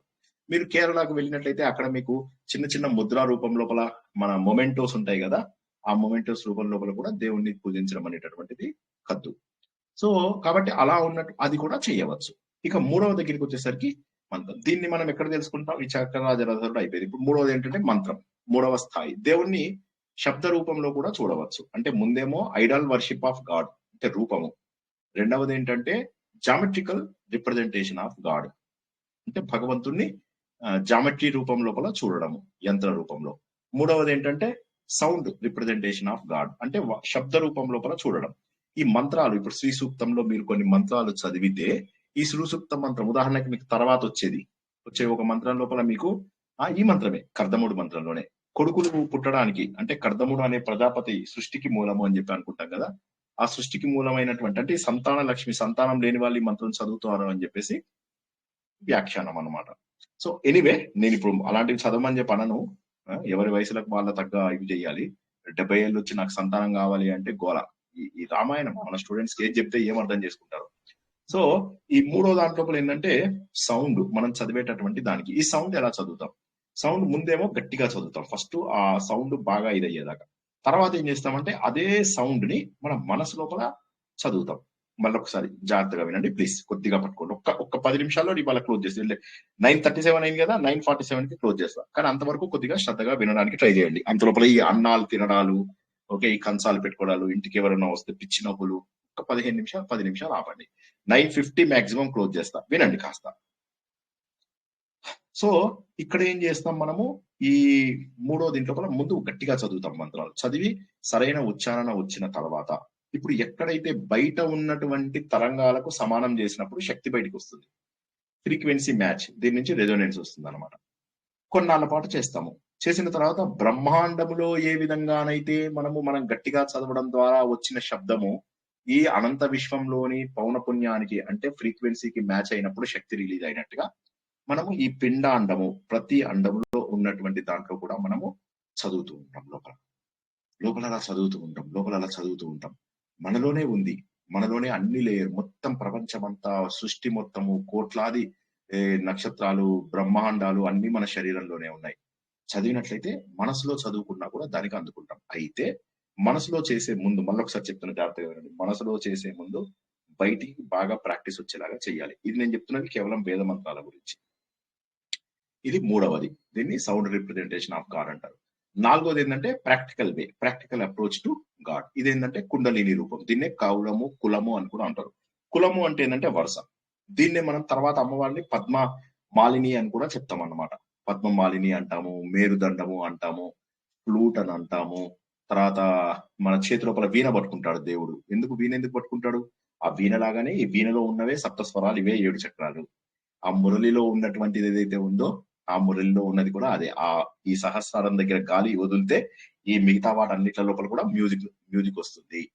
ఇదంతా కూడా రిప్రజెంట్ చేయడానికి భగవంతుడు మురళి పట్టుకున్నట్టుగాను, అమ్మవారు వీణ పట్టుకున్నట్టుగాను ఇవన్నీ చేస్తూ సప్త స్వరాలు, మనకు ఈ చక్రాలతోని సమానం. 6 చక్రాలు ఒక సహస్రాలతో సమానంగా భావిస్తారన్నమాట.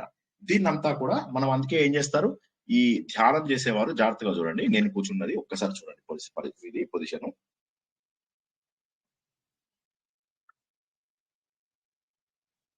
వీలైనంత వరకు ఇలా ఎంత వీలైతే అంత మీకు ఆ దండము స్ట్రైట్ గా ఉండేలాగా కూర్చుని ఇలా ఈ భాగాన్ని ఇలా ముందుకు పెట్టారంటే మీకు మంచిగా అలా ఇలా పడుకోబెట్టద్దు తలని, ఇలా స్ట్రైట్ గా.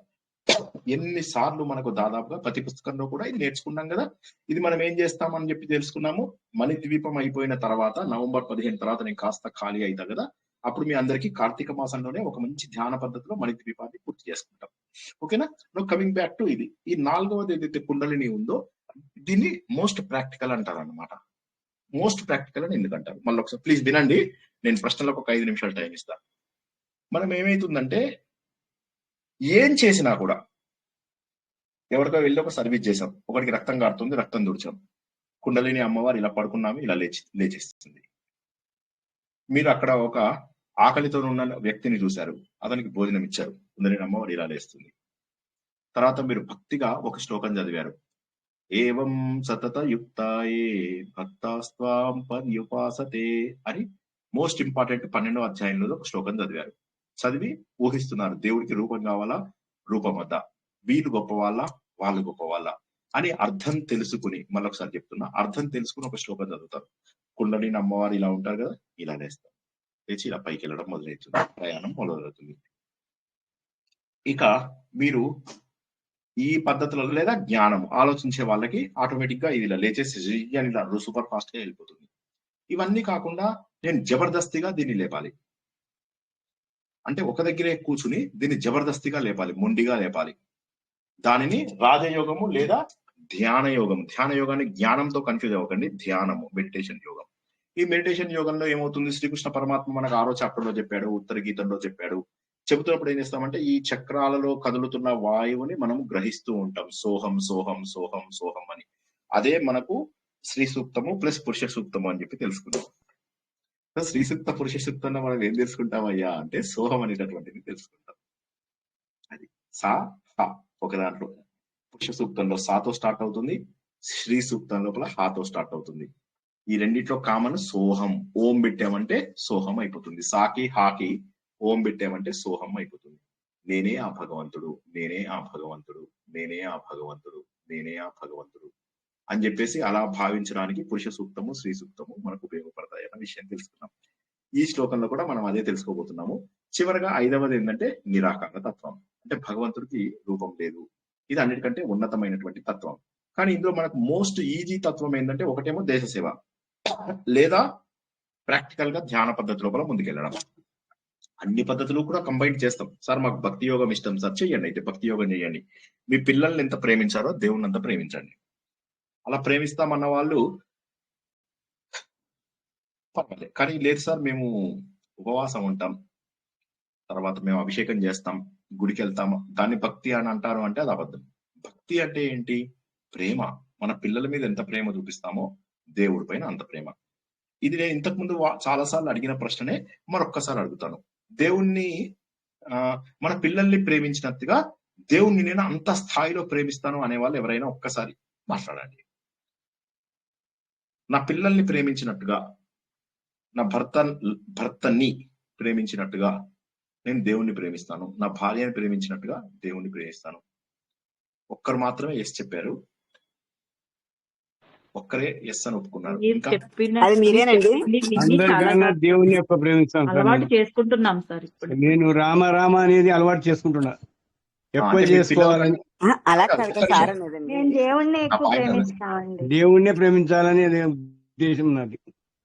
అది సో కాబట్టి మనం ఎట్లా అంటే మన పిల్లలకి ఏమైనా మనం పట్టించుకోకూడదు. వాడు ఆ సినిమా లోపల వాడు రథాల కింద పడిపోయి చచ్చిపోతాడు. సో అలా కూడా అంత కూడా పట్టించుకోకుండా నేను దేవుణ్ణి అంత ప్రేమిస్తాను. నా పిల్లలకి, నా భార్యకి, నా వంశానికి, నా డబ్బుకి, నా ఆస్తికి, ఇవి ఏమైపోయినా సరే నేను దేవుణ్ణే ప్రేమిస్తాను. ఎట్లా అంటే మన మీరాబాయి గనుక విషం తాగినప్పుడు ఎలా అయితే ఆవిడ విషం ఇచ్చినా కూడా ప్రేమించింది దేవుణ్ణే. ప్రహ్లాదుడు ఉన్నాడు, తన సొంత తండ్రి చేసినా కూడా అలా ఉన్నాడు. అప్పుడు అది మాత్రమే భక్తి కిందకి వస్తుంది. ఓకే, సో ఇప్పుడు మరి మనం ఆ స్థాయిలో చేసేవాళ్ళు ఇప్పుడు ఎక్కడ ఇప్పుడు వాళ్ళు వచ్చారు కానీ కదా, ఆ స్థాయిలో చేసేవాళ్ళు అప్పుడు వాళ్ళు ఉన్నారు కదా. మన గ్రూప్ లో ఉన్నట్టు కదా, చాలా మంది చెప్పారు కదా, మన గ్రూప్ లో వాళ్ళ పిల్లలకి ఏమైపోయినా కావాలి.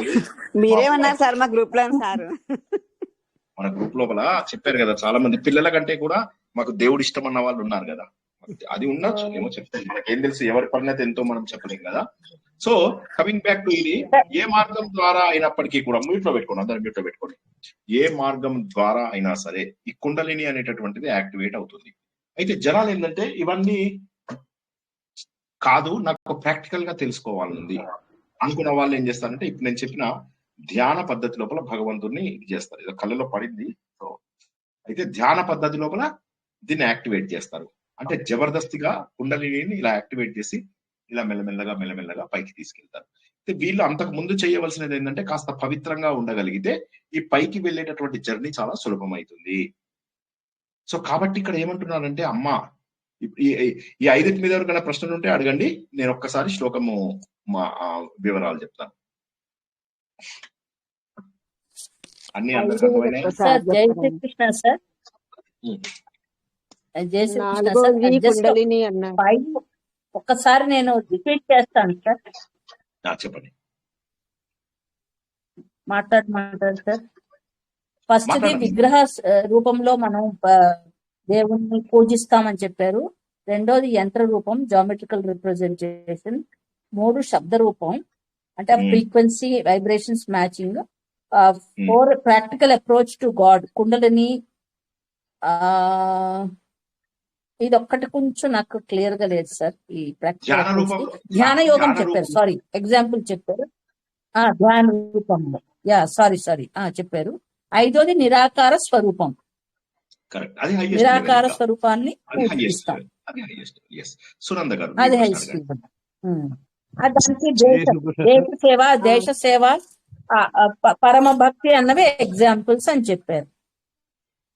సునంద గారు చెప్పండి, తర్వాత వేణుగోపాల్ గారు. అదేనండి, 5వది అర్థం కాలేదు. సర్వాంతర్యామి నిరాకారం. నిరాకారం అంటే ఏంటి? దేవుడికి రూపం ఎక్కడ ఉంది? దేవుడికి మన ఏ గ్రంథాలలోనూ కూడా దేవుడికి రూపం ఉండదు కదా. మీరు భాగవతం చదివినా, భారతం చదివినా, ఎందులో చదివినా దేవుడికి రూపం ఉండదు. ఆ రూపం లేని పరబ్రహ్మను లక్షణాల ద్వారా మనం ఒక రూపంలో పూజిస్తాం అంతే అన్నమాట. దాన్ని నిరాకారము అంటారు. ఓకేనా? ఓకే సార్ వేణుగోపాల్ నాకైతే గారు. విగ్రహ రూపం అనేది లేనే లేదు. నాకు ఇంట్లో కుదరదు, హడావుడి ఉంటది, లొల్లి ఉంటది. నేను డాబా మీదకి ఎక్కుతాను, 6:05 కల్లా ఎక్కుతాను, 8:30 9 వరకు దిగుతాను అవును, అంతే. చెప్పారు, కరెక్ట్. నేను ఆకాశం వైపే ఆయన రూపం తలుచుకొని మొక్కుతాను. కృష్ణుని రూపం, రామావతారం అన్ని ఆయన రూపాన్ని తలుచుకొని మొక్కుతాను. అంతకన్నా నాకు వేరే లేదు. ఇంకెవరికైనా మనం భగవద్గీత ఇప్పటివరకు చదివిన చెప్పుకున్న వాటితో ఏమన్నా ప్రశ్నలు ఉంటే అడగండి. కరెక్టే sir. Okay, Hare wonderful. Krishna sir. రాజయోగం డైరెక్ట్ గా పోతే మనకు పరిణత సాధించగలుగుతామా సార్? రాజయోగం చాలా ఫాస్ట్ మెథడ్. అందుకే కదా ఉత్తర గీతలో శ్రీకృష్ణుడు చెప్పింది. కానీ రాజయోగంలో డిసడ్వాంటేజ్ ఏంటంటే ముందు మనని మనం శుభ్రపరచుకోవాలి. చేసుకుంటే చాలా మంచిది రాజయోగం. మనను మనం శుభ్రపరచుకోవడం అంటే యమ నియమాలు ఇవన్నీ చక్కగా పాటించి కొన్నాళ్ళు ప్రాణాయామం ప్రాక్టీస్ చేసిన వాళ్ళు, యోగాలు ప్రాక్టీస్ చేసిన వాళ్ళు ఉంటారు కదా. మనకు ఆల్రెడీ మన గ్రూప్స్ లో నడుస్తున్నాయి కదా యోగా, కైవల్య ఆకృతి యోగా టీమ్ లో. అందులో మీరు చూసుకోండి ఒకసారి. మీకు ప్రాణాయామము తర్వాత యోగా గనక చేస్తే మంచిది. అది చేస్తూ యమ నియమాలని కాస్త పాటిస్తే ఇంక ఇది చాలా సులువు అయిపోతుంది. ఇంకా మీరు ఏదో తీర్థయాత్ర వెళ్ళాలి, యజ్ఞాలు చేయాలి, యాగాలు చేయాలి, సేవ చేయాలి, ఏం అవసరం లేదు. కూర్చొని వెన్నెముక నిటారుగా పెట్టుకుంటూ ప్రాక్టీస్ చేసుకుంటే సరిపోతుంది. ఓకేనా? కాబట్టి సార్ అది మన డైరెక్ట్ గా చేయవచ్చు. అది విష్ణు సహస్రనామం నెక్స్ట్ బుక్ మీకు థ్యాంక్ యూ. ఫోటో పెట్టాను. అది నేను చదువుతున్న, చాలా బాగుంది సార్. అది మీరు చెప్పిన ఏదైనా నాకు తెలియదు. అదైతే భావన బాగుంది. నేను తెచ్చుకున్నాను. మీకు వండర్ఫుల్. అది మీరు బాగుందా లేదా మీకు ఇంకా మీకు ఐడియా ఉంటుందని పెట్టినాను మీ ఫోటో. మీరు చూసినారు. చూస్తాను నేను అది. అంటే చూస్తాను అది. నేను అంటే బుక్ నా దగ్గర లేదు అది. జై శ్రీకృష్ణ. ఇంకెవరికైనా ప్రశ్నలు ఉన్నాయా? చిన్న డౌట్ అండి డాక్టర్ సార్. అడగమ్మా. కుండలిని ఇప్పుడు యాక్టివేట్ అవుతుంది అన్నారు కదండి, వన్స్ మనం చేసినప్పుడు మళ్ళీ కిందకి వెళ్ళిపోతుందా, మళ్ళీ అలానే ఉండిపోతుందా అండి అనేది డౌట్. జనరల్ గా పరిణతి వచ్చిన తర్వాత మనము వెనుకకి వెళ్ళాం చాలా వరకు. అంటే అఫ్ కోర్స్ మన ఫ్రెండ్స్ వాళ్ళు ఉంటారు, వాళ్ళందరూ కూడా రా రా రా రా పెళ్లికి వెళ్దామని చెప్పేసి పెళ్లిళ్ళకి తీసుకెళ్లిపోతారు. పెళ్లిళ్ళకి తీసుకెళ్ళాక మళ్ళీ చీరలు, నగలు, వస్తువులు. సో అఫీషియల్ గా వెళ్ళదు అది. కాకపోతే ఇక మనం సాధన చేయకపోతే అక్కడ ఆగిపోతుంది అంతే. కాకపోతే ఇప్పుడు మనం పూర్వజన్మలో ఎంతో కొంత సాధన చెయ్యందే మానవ జన్మ రాదు కదా. మానవ జన్మ వచ్చిందంటే మనం పూర్వజన్మలో సాధన చేసుకున్నాం. అండ్ ఈ జన్మలో సాధన చేసుకుందే శ్రీ సూక్తం వింటారని నేనైతే అనుకోను ఆనెస్ట్లీ. అంటే ఆనెస్ట్లీ శ్రీ సూక్తం మీద ఎంతమంది వింటారు చెప్పండి? బండగా చదివే వాళ్ళే ఉంటారు కానీ వినేవాళ్ళు ఎవరు ఉంటారు చెప్పండి? ఈ మాట మీకు అర్థమైందా నేను ఏమన్నాను? రాధా ఎవరు అడిగింది? రాధా మాధవి గారా? కరెక్టేనా? నా మాట అర్థమైందా అమ్మా? అర్థమైందండి సార్. సో కాబట్టి కొంత జాగ్రత్త అయి ఉంటుంది. అయితే ఎక్కడో ఒక చోట ఆగిపోయి ఉంటుంది. పరిణతి అనేటటువంటిది ఏమవుతుందంటే మనకు సాధన ఒక దగ్గర ఆగిపోయి ఉండొచ్చు. అది అంతవరకు నేను ఒప్పుకుంటా. సాధన ఆగిపోయి ఉండొచ్చు కానీ కిందికి వెళ్తుందని అయితే నేను అనుకోను. మనకు అక్కడ ఆగిపోతుందేమో, స్టాగ్నెంట్ అయిపోతుందేమో. స్టాగ్నెంట్ కూడా చెప్పండి. అదే నేను అనుకుంటా కొంచెం మళ్ళీ వేరే ఇప్పుడు లౌకికంగా వచ్చినప్పుడు మొత్తం మూలాధార చక్రం దగ్గరికి వస్తుందేమో, మళ్ళీ సాధనప్పుడు అట్లా పోతుందని నేను అనుకుంటా. ఉండకపోవచ్చు. ఎందుకంటే అలా ఉంటే ఏమవుతుందంటే మనకి ఈ జన్మ రాదు కదా. ఒకటే గుర్తుంచుకోండి, ఈ జన్మ రావడము జస్ట్ మీరు కొన్ని డిగ్రీలు అటు పుట్టి ఉంటే ఏ పాకిస్తాన్ లోనో ఆఫ్ఘనిస్తాన్ లోనో పుట్టేవాళ్ళం కదా. సో ఇటు సైడ్ పుట్టడానికి అటు సైడ్ పుట్టడానికి మరి కారణం తెలియదా? ఇప్పుడు మీకు హాంకాంగ్ దగ్గర ఒక ఏరియా నుంచి ఒక 3300 కిలోమీటర్లు తిరిగితే ఇది మాత్రమే భగవంతుడి యొక్క నిలయం. అందులోపల వచ్చేది మన భారతదేశము, చైనా, ఇటు కింద మనకు ఫిలిప్పైన్స్, కొంత ఇండోనేషియా వరకు వస్తుంది. సో కాబట్టి దేవుడి లోకంలో పుట్టినందుకు అది అంతా ఏం చేసుకోకుండా దేవుడి లోకంలో పుడతారా? అది అవుట్ ఆఫ్ క్వశ్చన్.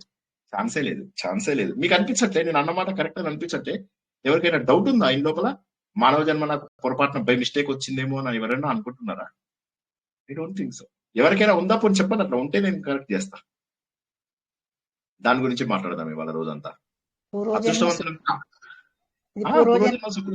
అవునమ్మా.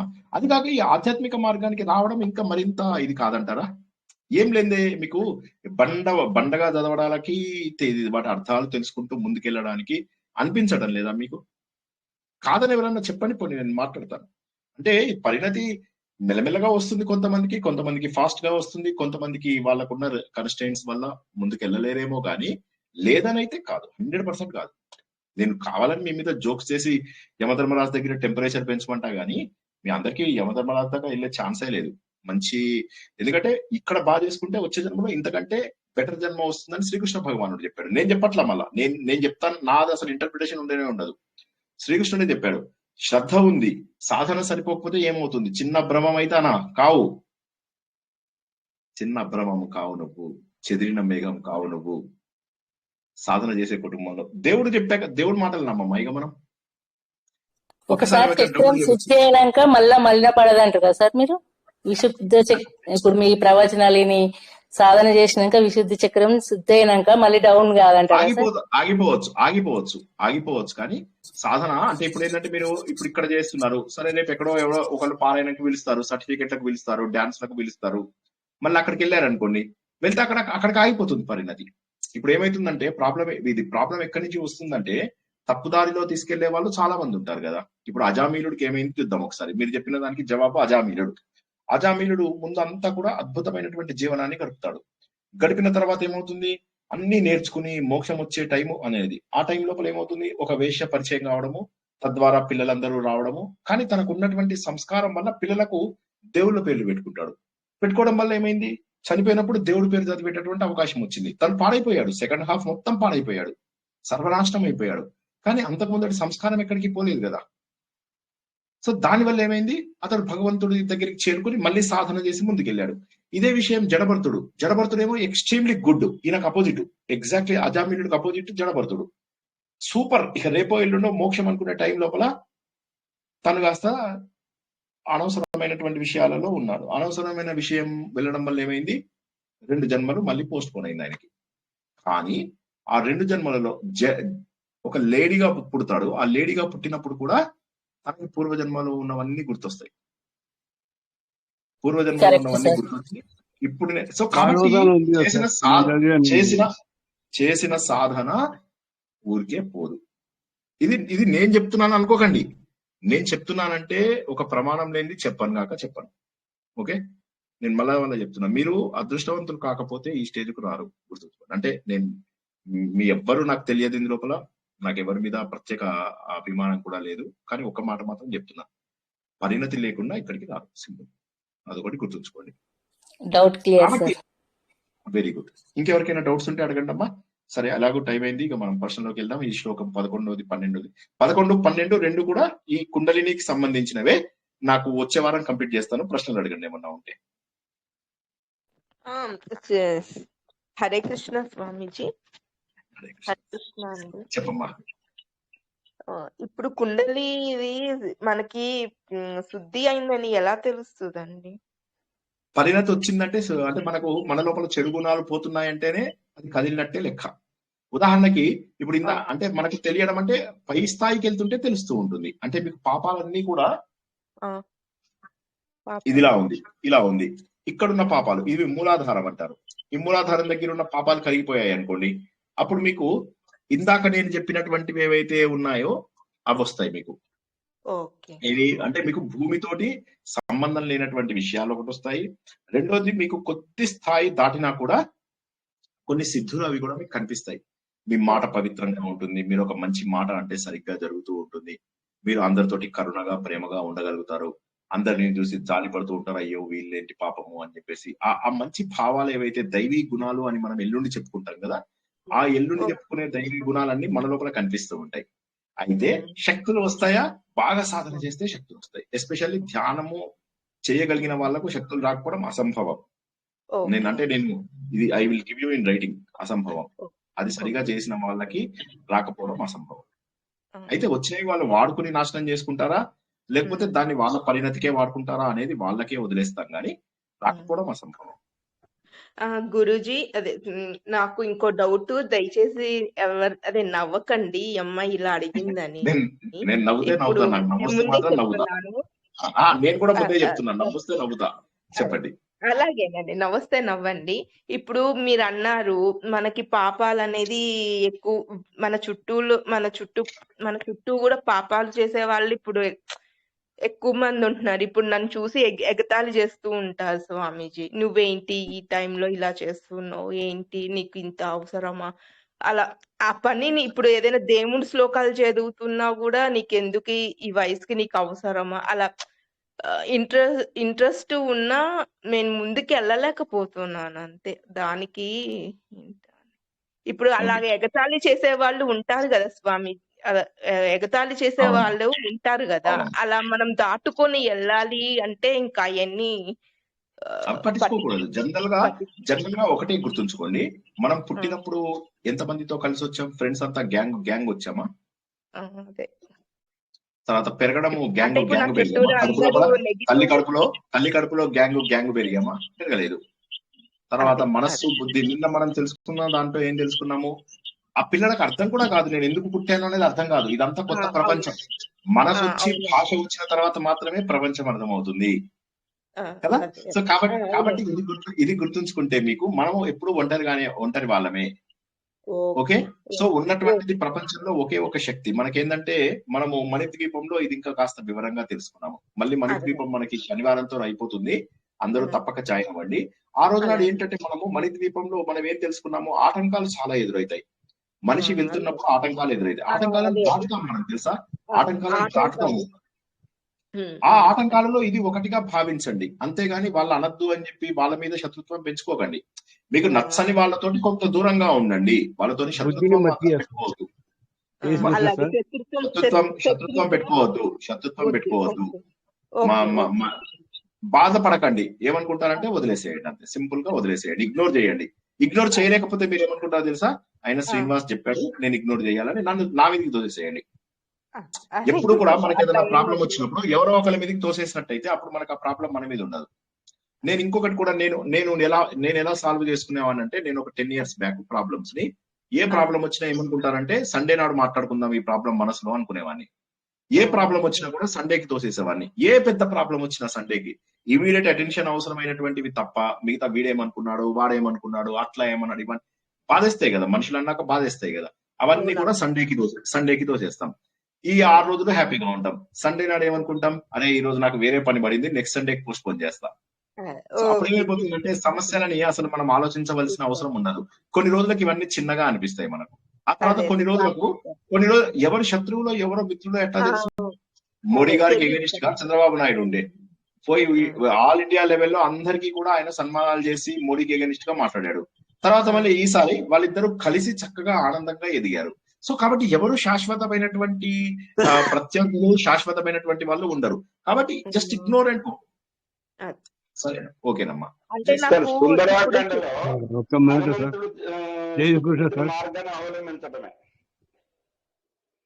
అలా కాదండి, 2 చేతులు ఇచ్చాడు, ఒకడు వదలడానికి అనుకుంటానండి నేను. నన్ను ఎవరేమో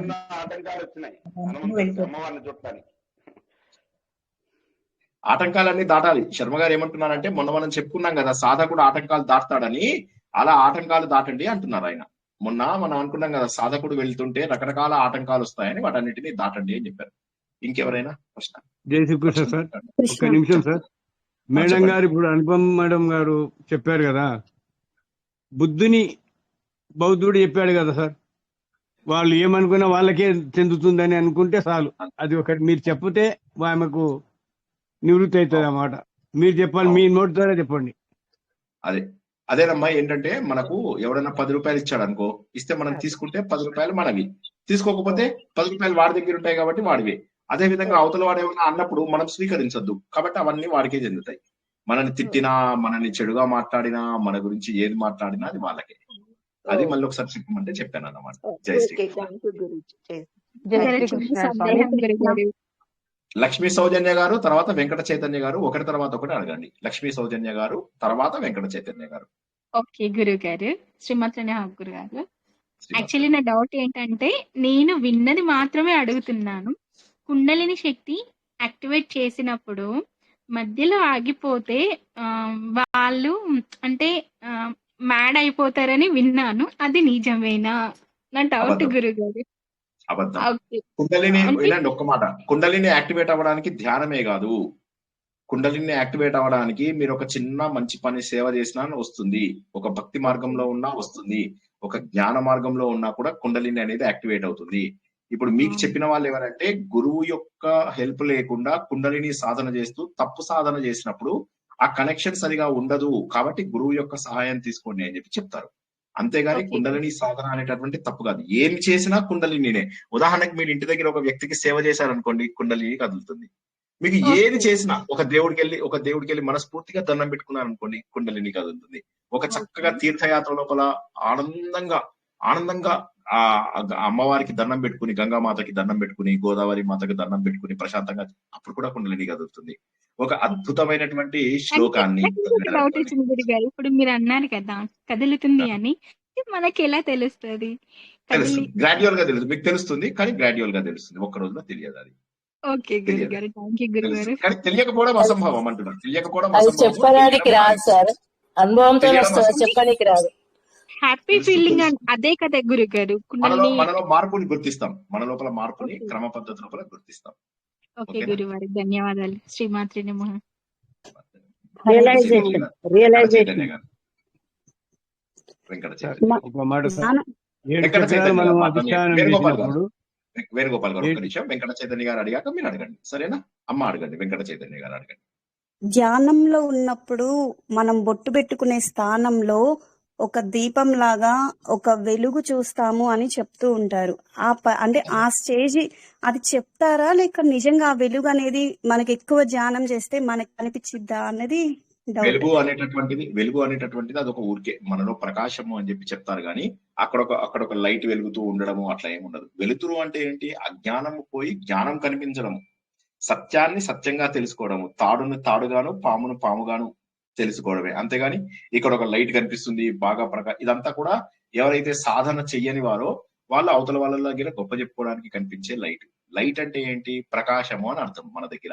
ప్రకాశము అంటే ఏంటి? మన లోపల ఉన్నటువంటి ప్రశాంతత, మనలో ఉన్నటువంటి నిర్మలత్వము, మనలో ఉన్నటువంటి సాత్విక గుణాలు, ఇవన్నీ కాక సమాజంలో జరుగుతున్న వాటన్నిటికీ కూడా మనము నిర్లిప్తంగా ఉండగలగడము, వైరాగ్య భావన పెంపొందుతూ ఉండడము, మనలో ఉన్న దైవీ లక్షణాలు మెల్లమెల్లగా మనకు కనిపిస్తూ ఉండడము, ఇదంతా కూడా కుండలిని యొక్క జాగృతి, తర్వాత కుండలిని యొక్క ప్రయాణానికి సంకేతాలు. అంతేగాని ఒక దీపం కనిపించాలి అంటే ఆ దీపం కనిపించాలని ఎవరన్నా అంటే వాళ్ళు తప్పు చెప్పారు అని చెప్తున్నా నేను. వాళ్ళు తప్పు చెప్పారు, వాళ్ళకి సాధన లేదు. సరే, వాళ్ళని వదిలేద్దాం. ఇంకో చిన్న డౌట్, అక్కడ మనకి తలనొప్పి వస్తుందా సార్? అంటే ఎక్కువ ధ్యానంలో ఉంటే అంటే బలవంతంగా ఆలోచనల మీద వస్తే తలనొప్పి వచ్చింది. తలనొప్పి అనేటటువంటిది ధ్యానంలో ఒక లక్షణం, అది కాదనలేము. అది ఎవరికి వస్తుంది, ఎందుకు వస్తుంది అనేది దానికి తలనొప్పికి కారణాలు చెప్పడం చాలా కష్టము. ఒక మాట చెప్పొచ్చు సార్, ధ్యానంలో కూర్చున్నప్పుడు వాటర్ తాగాలి. ప్లీజ్, ఒక్క వెంకట చైతన్య గారు మాత్రమే మాట్లాడతారు. ఒక్క వెంకట చైతన్య గారు మాత్రమే మాట్లాడతారు. సో తలనొప్పి ఎందుకు వస్తుంది అనే దానికి కారణం లేదు. తలనొప్పి రావడానికి మనము బలవంతంగా పెట్టింది అవ్వచ్చు, మన సాధన సరిగా కుదరకపోవడం అవ్వచ్చు, లేకపోతే ఇక్కడికి చాలు అని చెప్పేటటువంటి ఒక సిగ్నల్ కూడా అని తీసుకొని అక్కడికి ఆపేసేయండి. ఓకే, ఇది మీకు తలకాయ నొప్పి వస్తే, లేకపోతే వదిలేయండి. జై శ్రీకృష్ణ. హరే కృష్ణ. వేణుగోపాల్ గారు మీ ప్రశ్న, తర్వాత హిమబిందు గారు మీ ప్రశ్న.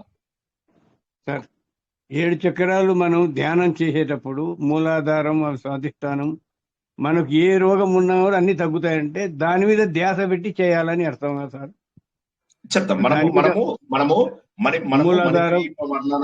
మణిద్వీప వర్ణన మనం ఏదైతే చేస్తున్నామో ఆ సమయం లోపల చెప్తా. ఒక్కొక్క దీని గురించి, ఒక్కొక్క వైబ్రేషన్ గురించి చెప్తాను. ఆ రోజు చక్కగా అర్థమయ్యేలాగా చెప్తాను. తప్పక చెప్తా 100%. ఎక్కువ టైం కాదు. నాకు యాక్చువల్ గా కొద్దిగా బిజీగా ఉన్నా, 5వ తారీఖు దాకా బిజీగా అని చెప్పినా కదా. 5వ తారీఖు తర్వాత కొద్దిగా ఖాళీ అయితే నేను మంచిగా మిమ్మల్ని అందరిని ఒక రోజు చక్కగా మంచి ప్రయాణానికి తీసుకెళ్తాను. ఇందాక ఎవరు అడిగారు ప్రశ్న? హిమబిందు గారు, తర్వాత రాజ్యం గారు, ఒక తర్వాత ఒకరు అడగండి. ఏరోబిక్స్ క్లాస్ లో అలా అంటే మెడిటేషన్ చేయించినప్పుడు ఇలాగే లైట్ కనపడుతుంది, అలా ఇలా చెప్పేవారు సార్. అందరూ కనపడుతుంది అంటే నాకేమి అలా అనిపించేది కాదు. ఓహో, నాకు ఏకాగ్రత లేదు కాబోలు అని అనుకునేదాన్ని సార్ నేను. జై శ్రీకృష్ణ. ఇప్పటికీ నేను అది నా లోపమే అనుకుంటాను, ధ్యానం చేయటం నాకు రాదని. దానికి జ్యోతికి సంబంధం లేదు. మన లోపల నిర్మలత్వము, మన లోపల ప్రకాశతత్వము పెరుగుతూ ఉంటే అదే మనకు ప్రకాశతత్వం అంటే ఏంటి? మనం బయట చూసింది ఎంతైతే ఉందో లోపల అంత క్లియర్ గా చూసుకోగలుగుతాము. అదేనమాట. అది మీకు తప్పక వచ్చి తీరుతుంది. అయితే అది వెంటనే వస్తుందా, 10 రోజుల్లో వస్తుందా, 1 year లో వస్తుందా, 2 years లో వస్తుందా అంటే చేసే సాధన యొక్క తీవ్రత పైన ఆధారపడి ఉంటుంది, తప్పక వచ్చి తీరుతుంది. జై శ్రీకృష్ణ. రాజ్యం గారు. జై మనలో శ్రీకృష్ణ నమ్మకం సార్. ఉండాలి సార్ ఫస్ట్. వేణుగోపాల్ గారు ఒక్క నిమిషం, రాజ్యం గారు మాట్లాడండి. జై శ్రీకృష్ణ సార్. సార్ ధ్యానం క్లాసులో ఒక్కసారి వివరంగా చెప్తాన్నారు, చెప్పండి సార్ కంపల్సరీ. ఎందుకంటే మేము కొత్తగా జాయిన్ అయిన గ్రూప్ లో అసలు మాకేం అలాగేనమ్మా. తెలియదు. కంపల్సరీ మరి చెప్పండి సార్. ధన్యవాదాలు అలాగే సార్. అదే ఇంకెవరికైనా ప్రశ్నలు ఉన్నాయా? ప్రశ్నలు ఉన్నవే చెప్పండి దయచేసి. ప్రశ్నలు ఉన్న వాళ్ళే అడగండి. ఎందుకంటే ఇవాళ ఒక శ్లోకం ఎక్స్ప్లెనేషన్ కూడా ఆపుకున్నాం కదా, సో కాబట్టి ప్రశ్నలు ఉన్న వాళ్ళే అడగండి. ఒక ఈ 2 శ్లోకాలు తర్వాత వచ్చే 2 శ్లోకాలు ఉన్నాయి కాబట్టి మనం కొద్దిగా కుల అనేటటువంటి పదమునకు సంబంధించినటువంటిది కులే మాతరం అని చెప్పేసి ఈ శ్లోకంలో వచ్చింది. తర్వాత వాసయమే కులే అని కూడా ఒకటి వచ్చింది. సో కులే అంటే నా గ్రూప్ లో అని కాదు, కులే అంటే నా కుండలినిలో అని చెప్పేసి అర్థం అన్నమాట. సో అది అంటే శ్రీ సూక్తం అనేటటువంటిది మనకు ధ్యాన పద్ధతులు చేసే వారికి కూడా ఆ రకమైనటువంటి ప్రశాంతతను నాకు కలిగించు, ఆ రకమైనటువంటి ప్రగతిని నా లోపల కలిగించు అని తర్వాత 2 శ్లోకాల యొక్క అర్థం అన్నమాట. అడగండి.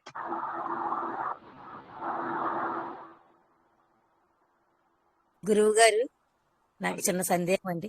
అదే మనలో పరిణితి చెందే కూడా మనం ఎవరైనా వస్తువులు తీసుకుంటే మనలో పరిణితి పోతుందా సార్? వస్తువులు వేరే వాళ్ళ దగ్గర తీసుకోవడము ఘోరమైనటువంటి పాపము. అంటే అదే ఏదైనా ఫంక్షన్లకు వెళ్ళినప్పుడు అప్పుడు ఇస్తే కూడా తీసుకోవద్దు. మీరు అక్కడే వాళ్ళకి ఇచ్చేసేసి రండి. అందుకే ఫంక్షన్స్ కి వెళ్ళొద్దని చెప్తున్నా కదా నేను. మీరు ఆ సినిమా చూడలేదా? అదర్స్ సినిమా చూసారా మీరు? అదర్స్ సినిమా చూసారా? అదర్స్ అండి. అదర్స్ సినిమా చూసారా? అందులో లాస్ట్ లోపల బ్రహ్మానందము ఆయన ఎంఎస్ నారాయణ వాళ్ళిద్దరు మాట్లాడుకున్నప్పుడు బ్రహ్మానందం ఎంఎస్ నారాయణ నీకేమిట్రా మనుషులతో పని అని చెప్పేసి అంటాడు. అంటే ఈయన ఆత్మ అని అనుకుంటూ ఉంటాడు అనమాట. అసలు అంటే నేను దెయ్యాలు అయిపోయారు, నన్ను చంపేశాడు వీడు అని అనుకుంటూ ఉంటాడు. నీకు అసలు మనుషులతో పని ఏంట్రా అని అంటాడు. అలాగా వీలైనంత వరకు మనుషులతో తగ్గించుకోండి. తగ్గించుకోలేదు అంటే పరిణతి చాలా తగ్గిపోతుంది, ఒక్కసారిగా డ్రాస్టికల్లీ తగ్గిపోతుంది. అదే డౌట్ అంటే మరి పరిణతి చెందాలంటే మనం మనుషులతో కలయిక తగ్గించుకోవాలి ముందు మెయిన్. తగ్గించాలి. అంటే అట్లా అని చెప్పి ఫోన్ చేసి కట్ టీఫ్ ఈ రోజు నుంచి నీతో కట్ టీఫ్ అని చెప్పకుండా తగ్గించుకుంటారు. అంటే ఇంపార్టెంట్ నేర్చుకోండి. మీ స్టూడెంట్ అయ్యాకనే తగ్గిపోయిందండి. మీ స్టూడెంట్ అయ్యాకనే మొత్తం తగ్గించాను, ఇంకా తగ్గిపోవాలన్నమాట. ఇంకా మెల్లమెల్లగా అంటే ఎట్లా అంటే క్రమ పద్ధతి లోపల తగ్గిస్తూ, ఇప్పుడు ఏం లేదు, మనకు ఒక 50 మంది లిస్ట్ ఉన్నారు అనుకోండి. ఎవరైనా నాకు 100 మంది స్నేహితులు ఉన్నారు అంటే వాడిని కొద్దిగా అనుమానంగా చూడాలి మనం. నా ఇంట్లో పెళ్లికి 1000 మంది వచ్చారు అంటే ఆ 1000 మంది నీకు తెలిసిన వాళ్ళు వచ్చారా అలా చూడాలి. ఇలాగా చూస్తున్నప్పుడు ఏమైపోతుందంటే మనకు ఏమవుతుందంటే మనకు వీళ్ళు ఎవరు అవసరమో ఎవరు కాదు అనేది తెలుస్తుంది. అప్పుడు అందులో అవసరమైన ఒక 5గురిని ఉంచుకోండి. ఆ అవసరమైన 5గురి నుంచి ఒక 2 ఉంచుకోండి.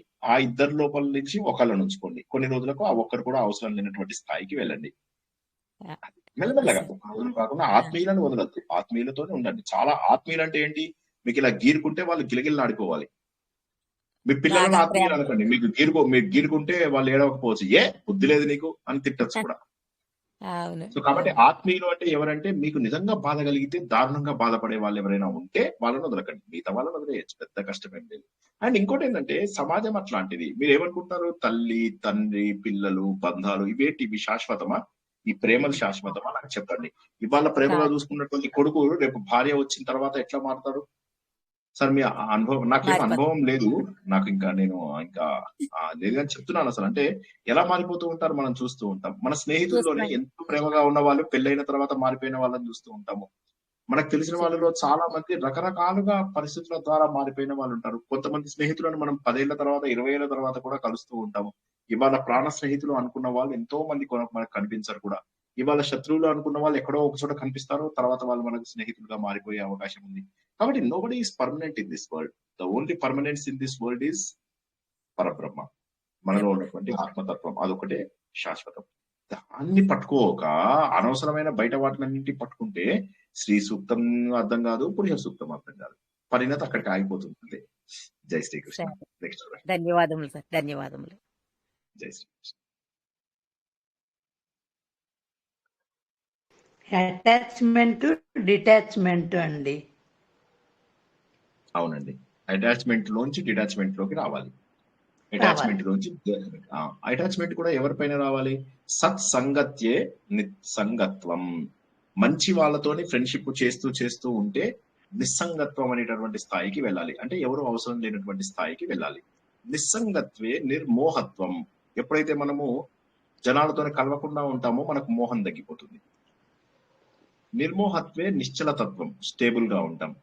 నిశ్చలతత్వే జీవన్ ముక్తి, మోక్షం సాధిస్తాం. జై శ్రీకృష్ణ. ఎన్నిసార్లు చెప్పినా అవే తెలుసుకుంటాం మనము. సాధన చేయనంత వరకు ఇవి పనికిరావు. నేను మళ్ళా చెప్తున్నా, సాధన చేయనప్పుడు ఎన్ని విన్నా అంతే. సాధన చేయాలి, కొంత ప్రాక్టీస్ చేస్తే దొరికిన అవకాశం, గొప్ప అవకాశం, భగవంతుడు ఇచ్చిన అవకాశం. ఎవరు ఇక్కడ మిమ్మల్ని డబ్బులు అడగట్లేదు, ఎవరు మిమ్మల్ని మీ ఊర్లో ఏవో ఆర్గనైజ్ చేయను అనట్లేదు, నా కాళ్ళు పట్టుకోమని అడగట్లేదు, ఏమీ లేదు కదా. జస్ట్ మీది మీరు ప్రాక్టీస్ చేసుకోండి. నేను రోడ్డు మీద కనిపించినా కూడా నాకు హాయ్ అని కూడా చెప్పద్దు. నన్ను ఎవరైనా చూసి పక్కకు తిప్పుకొని వెళ్ళిపోతే వాళ్ళని నేను నా గొప్ప శిష్యులుగా భావిస్తాను. నన్ను చూసి కూడా చూడనట్టుగా వెళ్ళిపోయిన వాళ్ళు. ఆ సినిమా లోపల నాగార్జున అని రగడ సినిమా లోపల వాడు అంటాడు కదా, ఏం బ్రదర్ చూసి చూడనట్టుగా వెళ్ళిపోతున్నావు అంటే, చూశాను కాబట్టి చూడనట్టుగా వెళ్ళిపోతున్నాను అంటాడు కదా. అట్లాగా చూసి చూడనట్టుగా వెళ్ళిపోతే నేను ఎక్కువ సంతోషిస్తాను. I don't want any respect or anything from anybody. So కాబట్టి మీకు తెలిసినట్టుగా మీది మీరు ప్రాక్టీస్ చేసుకోండి, ఎవరిది వారు ప్రాక్టీస్ చేసుకోండి. జై శ్రీకృష్ణ. Next question. మ్యూట్ లో పెట్టుకోండి అమ్మా, రమాదేవి గారు మ్యూట్ లో పెట్టుకోండి. ఆత్మసుఖము వీడి నీ ఆట కొరకు పాత్ర పోషణ చేసి సూత్రధారి, విశ్రమించదని పాదం ఆశ్రయించి పరమ కరుణాంతరంగా శ్రీ పాండురంగ. జై శ్రీకృష్ణ. నాకు తెలుసు ఇవాళ 2 శ్లోకాలు చెప్పుకుందాం అనుకున్నాము. వచ్చే వారం 4 శ్లోకాలు అయిపోతాయి. ఎందుకంటే ఈ 2 ఆల్రెడీ మనకు కుండలినికి సంబంధించినవి. అంటే మనకు కావలసినవన్నీ అడుగుతూ మన యొక్క పరిణతిని పెంచమని చెప్పేసి భగవంతుని అడగడం. ఎలాగా? మనకున్నటువంటి కర్దముడు అన్నాడు. కర్దముడు అంటే ఏంటి? భూమి ప్లస్ నీరు 2 కలిపితే కర్దమం. సో ఇప్పుడు భూతత్వం జలతత్వంలోకి వచ్చామన్నమాట. అంతకుముందు గంధ ద్వారా అని చెప్పేసి అనుకున్నప్పుడు గంధము భూమి తత్వంలోకి వచ్చాం. ఇప్పుడు భూమికి నీటికి మధ్యతత్వము. తర్వాత శ్లోకం లోపల మనం నీటి తత్వంలోకి వస్తాం. తర్వాత శ్లోకంలో అగ్ని తత్వంలోకి వస్తాం. ఇలాగేమవుతుందంటే మన కుండలినిలో ఒక్కొక్క అడుగుని ఎక్కుతూ ఉంటాం. So it's very easy to understand later. So వచ్చే వారం వీలైతే కనీసం 3 చెప్పుకుందాం. సో డోంట్ వరీ, అయితే లేదు. కొంతమంది బెంగపడుతున్నారు, సార్ ఇట్లా అయితే మా జీవితం అంతా శ్రీ సూక్తంకే అయిపోయేటట్టున్నది, కొద్దిగా బెంగపడుతున్నారు కొంతమంది. బెంగపడకండి. సో అయిపోతుంది శ్రీ సూక్తం, ఇంకా 5 శ్లోకాలు అయిపోతుంది. ఎంతమంది పడుతున్నారండి? చెప్పండి. ఈ శ్రీ సూక్తం అయిన తర్వాత పురుష సూక్తం కూడా చెప్తారండి మాకు. ఆ ప్లాన్ అదే ఉండే, కానీ మధ్యలో ఎవరో మార్చారు ప్లాన్. సో చెప్తాను నేను. ఆ అఫీషియల్ ప్లాన్ అదే, బట్ ఏదో ప్లాన్ మారింది. మొన్న మనం ఏదో వేరే చెప్పుకుందాం అనుకున్నాం కదా, కేనోపనిషత్తు చెప్పుకుందాం అనుకున్నట్టున్నాం. ఆదిత్య హృదయం వచ్చారు, హనుమాన్ చాలీసా, ఆదిత్య హృదయం అవి ఇందులో వెళ్తాయి. ఇది వేరే గ్రూప్ లో వెళ్తాయి అవి. ఆదిత్య హృదయం ఈ గ్రూప్ కాదు కదా. ఇది కేవలం ఋగ్వేదానికి జ్యోతిష్యానికి మాత్రమే. ఇది ఇప్పుడు మనం వేదాలకు సంబంధించినవి, ఉపనిషత్తులకు సంబంధించినవి, జ్యోతిష్యం అంటే కూడా వేదమే కదా. సో అందుకని ఈ గ్రూప్ లో ఉన్నాయన్నమాట. ఆదిత్య హృదయము అవన్నీ మీకు వేరే గ్రూప్ లో వస్తాయి. ఏవి భజగోవిందము, నిర్వాణ దశకము, ఆత్మబోధ, ఆదిత్య హృదయము అవన్నీ ఇంకో గ్రూప్ లో వస్తాయి. గ్రూప్ వేరేది. జై శ్రీకృష్ణ. ఈ గ్రూప్ లో చూద్దాం, పురుష సూక్తం గాని లేకపోతే కేనోపనిషత్తు గాని వస్తాయి.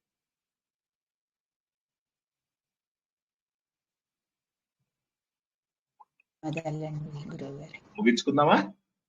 10:15 అయిపోయింది, ముగించుకుందామా? మళ్ళీ రేపు ఏం వారం? గురువారమా? రేపు భగవద్గీతలో మళ్ళీ మరిన్ని శ్లోకాలు చెప్పుకుంటూ మనలో ఇప్పుడు ఏదైతే తెలుసుకున్నామో ఇందులోపల దైవీ లక్షణాలను పెంచుకోవాలి. ఆసురీ లక్షణాలు మనకి ఎటా అడ్డొస్తున్నాయి. 16, 17, 18 ప్రాక్టికల్ నాలెడ్జ్ భగవద్గీతలో.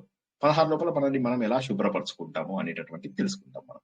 కాబట్టి 16వ అధ్యాయంలోకి వచ్చినప్పుడు మనల్ని మనం శుభ్రపరచుకునేటటువంటి పద్ధతి ఏదైతే ఉందో అది ఎక్కువగా పాటించగలుగుతాం. నేను మీ అందరికీ కూడా చెప్పాను, 16వ అధ్యాయం అయిపోయిన తర్వాత అందరూ మనలో ఉన్న మంచి లక్షణాలను దేవుడికి పుష్పంగా అర్పించాలని, మనలో ఉన్న చెడ్డ లక్షణాలని ఒక పేపర్ మీద రాసి పెట్టుకుని దాన్ని ఈసారి పుష్కరాలు వచ్చినప్పుడు పుష్కరాలలో కలిపేయమని చెప్పాను.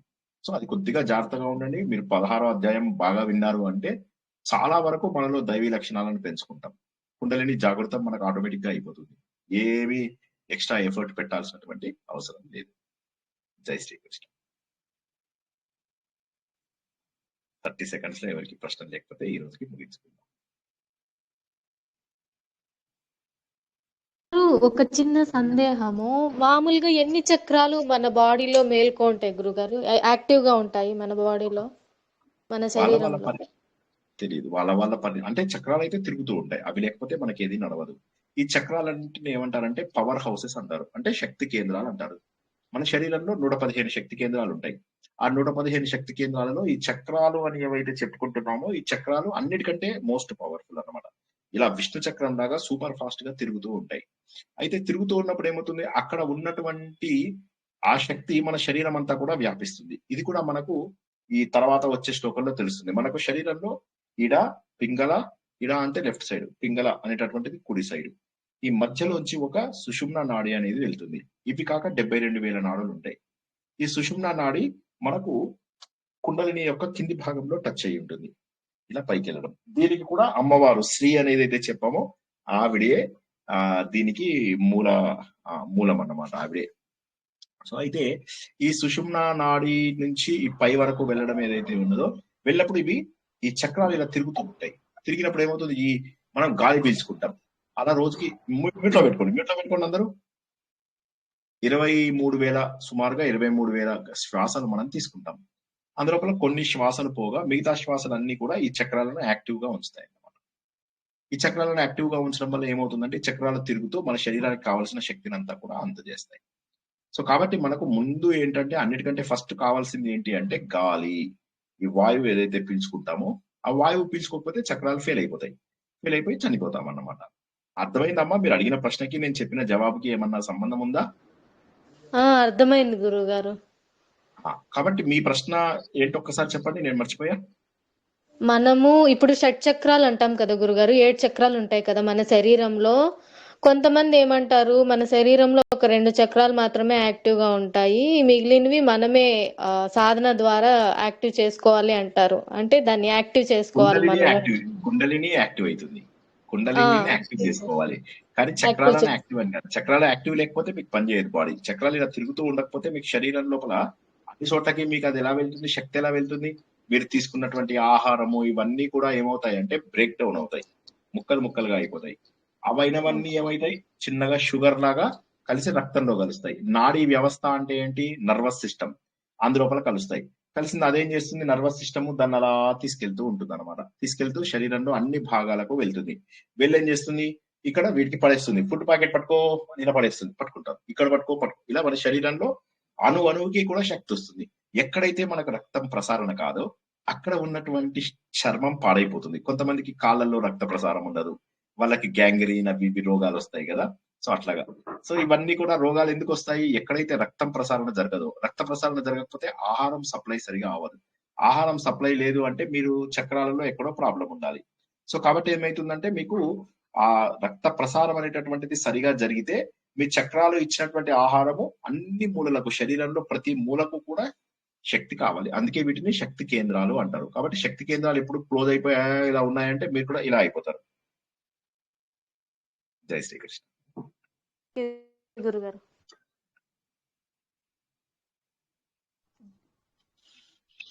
జై శ్రీకృష్ణ అండి. జై మరి శ్రీకృష్ణ. సంస్కృత వర్ణనలో 19 అధ్యాయాలు ఉన్నాయి కదండి, మనకి ఇప్పుడు 18 అధ్యాయాలు. 18 ప్లస్ 2 అనుకోండి. సరే చెప్పండి, మీ ప్రశ్న ఏంటో చెప్పండి. ఇప్పుడు శ్రీ సూక్తం శ్రీచక్రంలో 9 ఆవరణలు కదండి. ఇప్పుడు మరి 9 ఆవరణలకి 9 ఒక్కొక్క దాన్ని 2 భాగాలుగా చేసి మనకు మణిద్వీపంలో చెబుతారన్నమాట. మణిద్వీపంలో ఒక్కొక్క ఇది రెండు వీటిని దాటుతూ ఉంటుంది అన్నమాట. అలాగా ఒక లేయర్ ఈజ్వల్ టు 2 ఇవి. అయితే స్టార్టింగ్ లో కొంతమంది ఏమంటారంటే స్టార్టింగ్ లో ఉన్న 9 ఏవైతే ఉన్నాయో అవి సాధనవి, కానీ యాక్చువల్ గా మీకు మొదలయ్యేది అటువంటిది ఏవైతే నవరత్నాల ప్రాకారాలు ఏవైతే చెప్పుకుంటామో, అంటే 9, 10, 11, 12, 13 ఏవైతే ఉన్నాయో 9, 10 అనేవి ఒకే పద్మరాగము పుష్యరాగము ఒకటే, గురువుకు సంబంధించినవి. కాబట్టి ప్రాకారాలన్నింటి లోపల 9 లేయర్స్, 9 ప్రాకారాలు, 9 లేయర్స్ ఏవైతే శ్రీచక్రంలో ఉన్నాయో ఆ 9 లేయర్స్ ఈ 9 అని కొంతమంది అంటారు. సో 2 కూడా కరెక్టే. ఒకటేమో సాధన ద్వారా ఒక్కొక్క లేయర్ దాటుకుంటూ ముందుకెళ్తూ ఉంటాము 9 ఈ చివరివి. మొదటిదేమో జస్ట్ ప్రిపరేటరీ స్టెప్, కేవలం మీ ప్రిపరేటరీ అంటే ఏమంటారు, మీ తయారీ మెట్లు మాత్రమే. అంటే ఆ తయారీ మెట్లో ఉన్నవన్నీ కూడా లోహాలు అన్నమాట. ఆ లోహాలన్నీ కూడా తయారీ మెట్లు అని కొంతమంది అంటారు. కొంతమంది ఏమంటారంటే కాదు, ప్రతి రెండింటికి మనము దాటుకుంటూ ఉంటాము, ఒక శ్రీచక్రంలో ఒక లేయర్, ఒక ఆవరణని దాటుతాము అంటారు. కాబట్టి 2 కూడా కరెక్టే. ఆ 9 ఇక్కడ 18, కాబట్టి 2 కరెక్టే. జై శ్రీకృష్ణ అండి. Thank you. జై శ్రీకృష్ణ.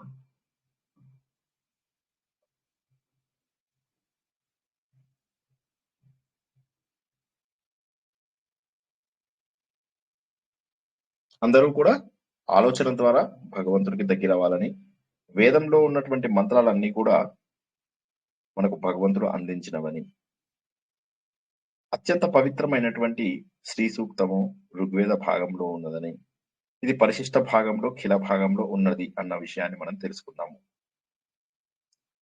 కాబట్టి ఇది మనకు శ్రీ విద్యతో సమానమని, షోడశి అనే మంత్రంతో సమానమని తెలుసుకున్నాము. పవిత్ర హృదయంతో ఇది చేసినట్లయితే మన లోపల పరిణతిని మనము చూడగలుగుతాము. అన్నింటికీ మూలము మనని మనము శుభ్రపరచుకోవడము. అందరూ కూడా రేపు రాత్రి దైవాసుల సంపద విభాగ యోగంలో మనని మనము శుభ్రం ఎలా చేసుకోవాలో తెలుసుకుందాం. మరింత ముందుకు వెళ్దాము. అప్పటి వరకు అందరికీ కూడా శుభం కలుగుగాక. శుభం పోయా. శుభరాత్రి. జై శ్రీకృష్ణ. జై శ్రీకృష్ణ. జై శ్రీకృష్ణ. జై శ్రీకృష్ణ. జై శ్రీకృష్ణ. జై శ్రీ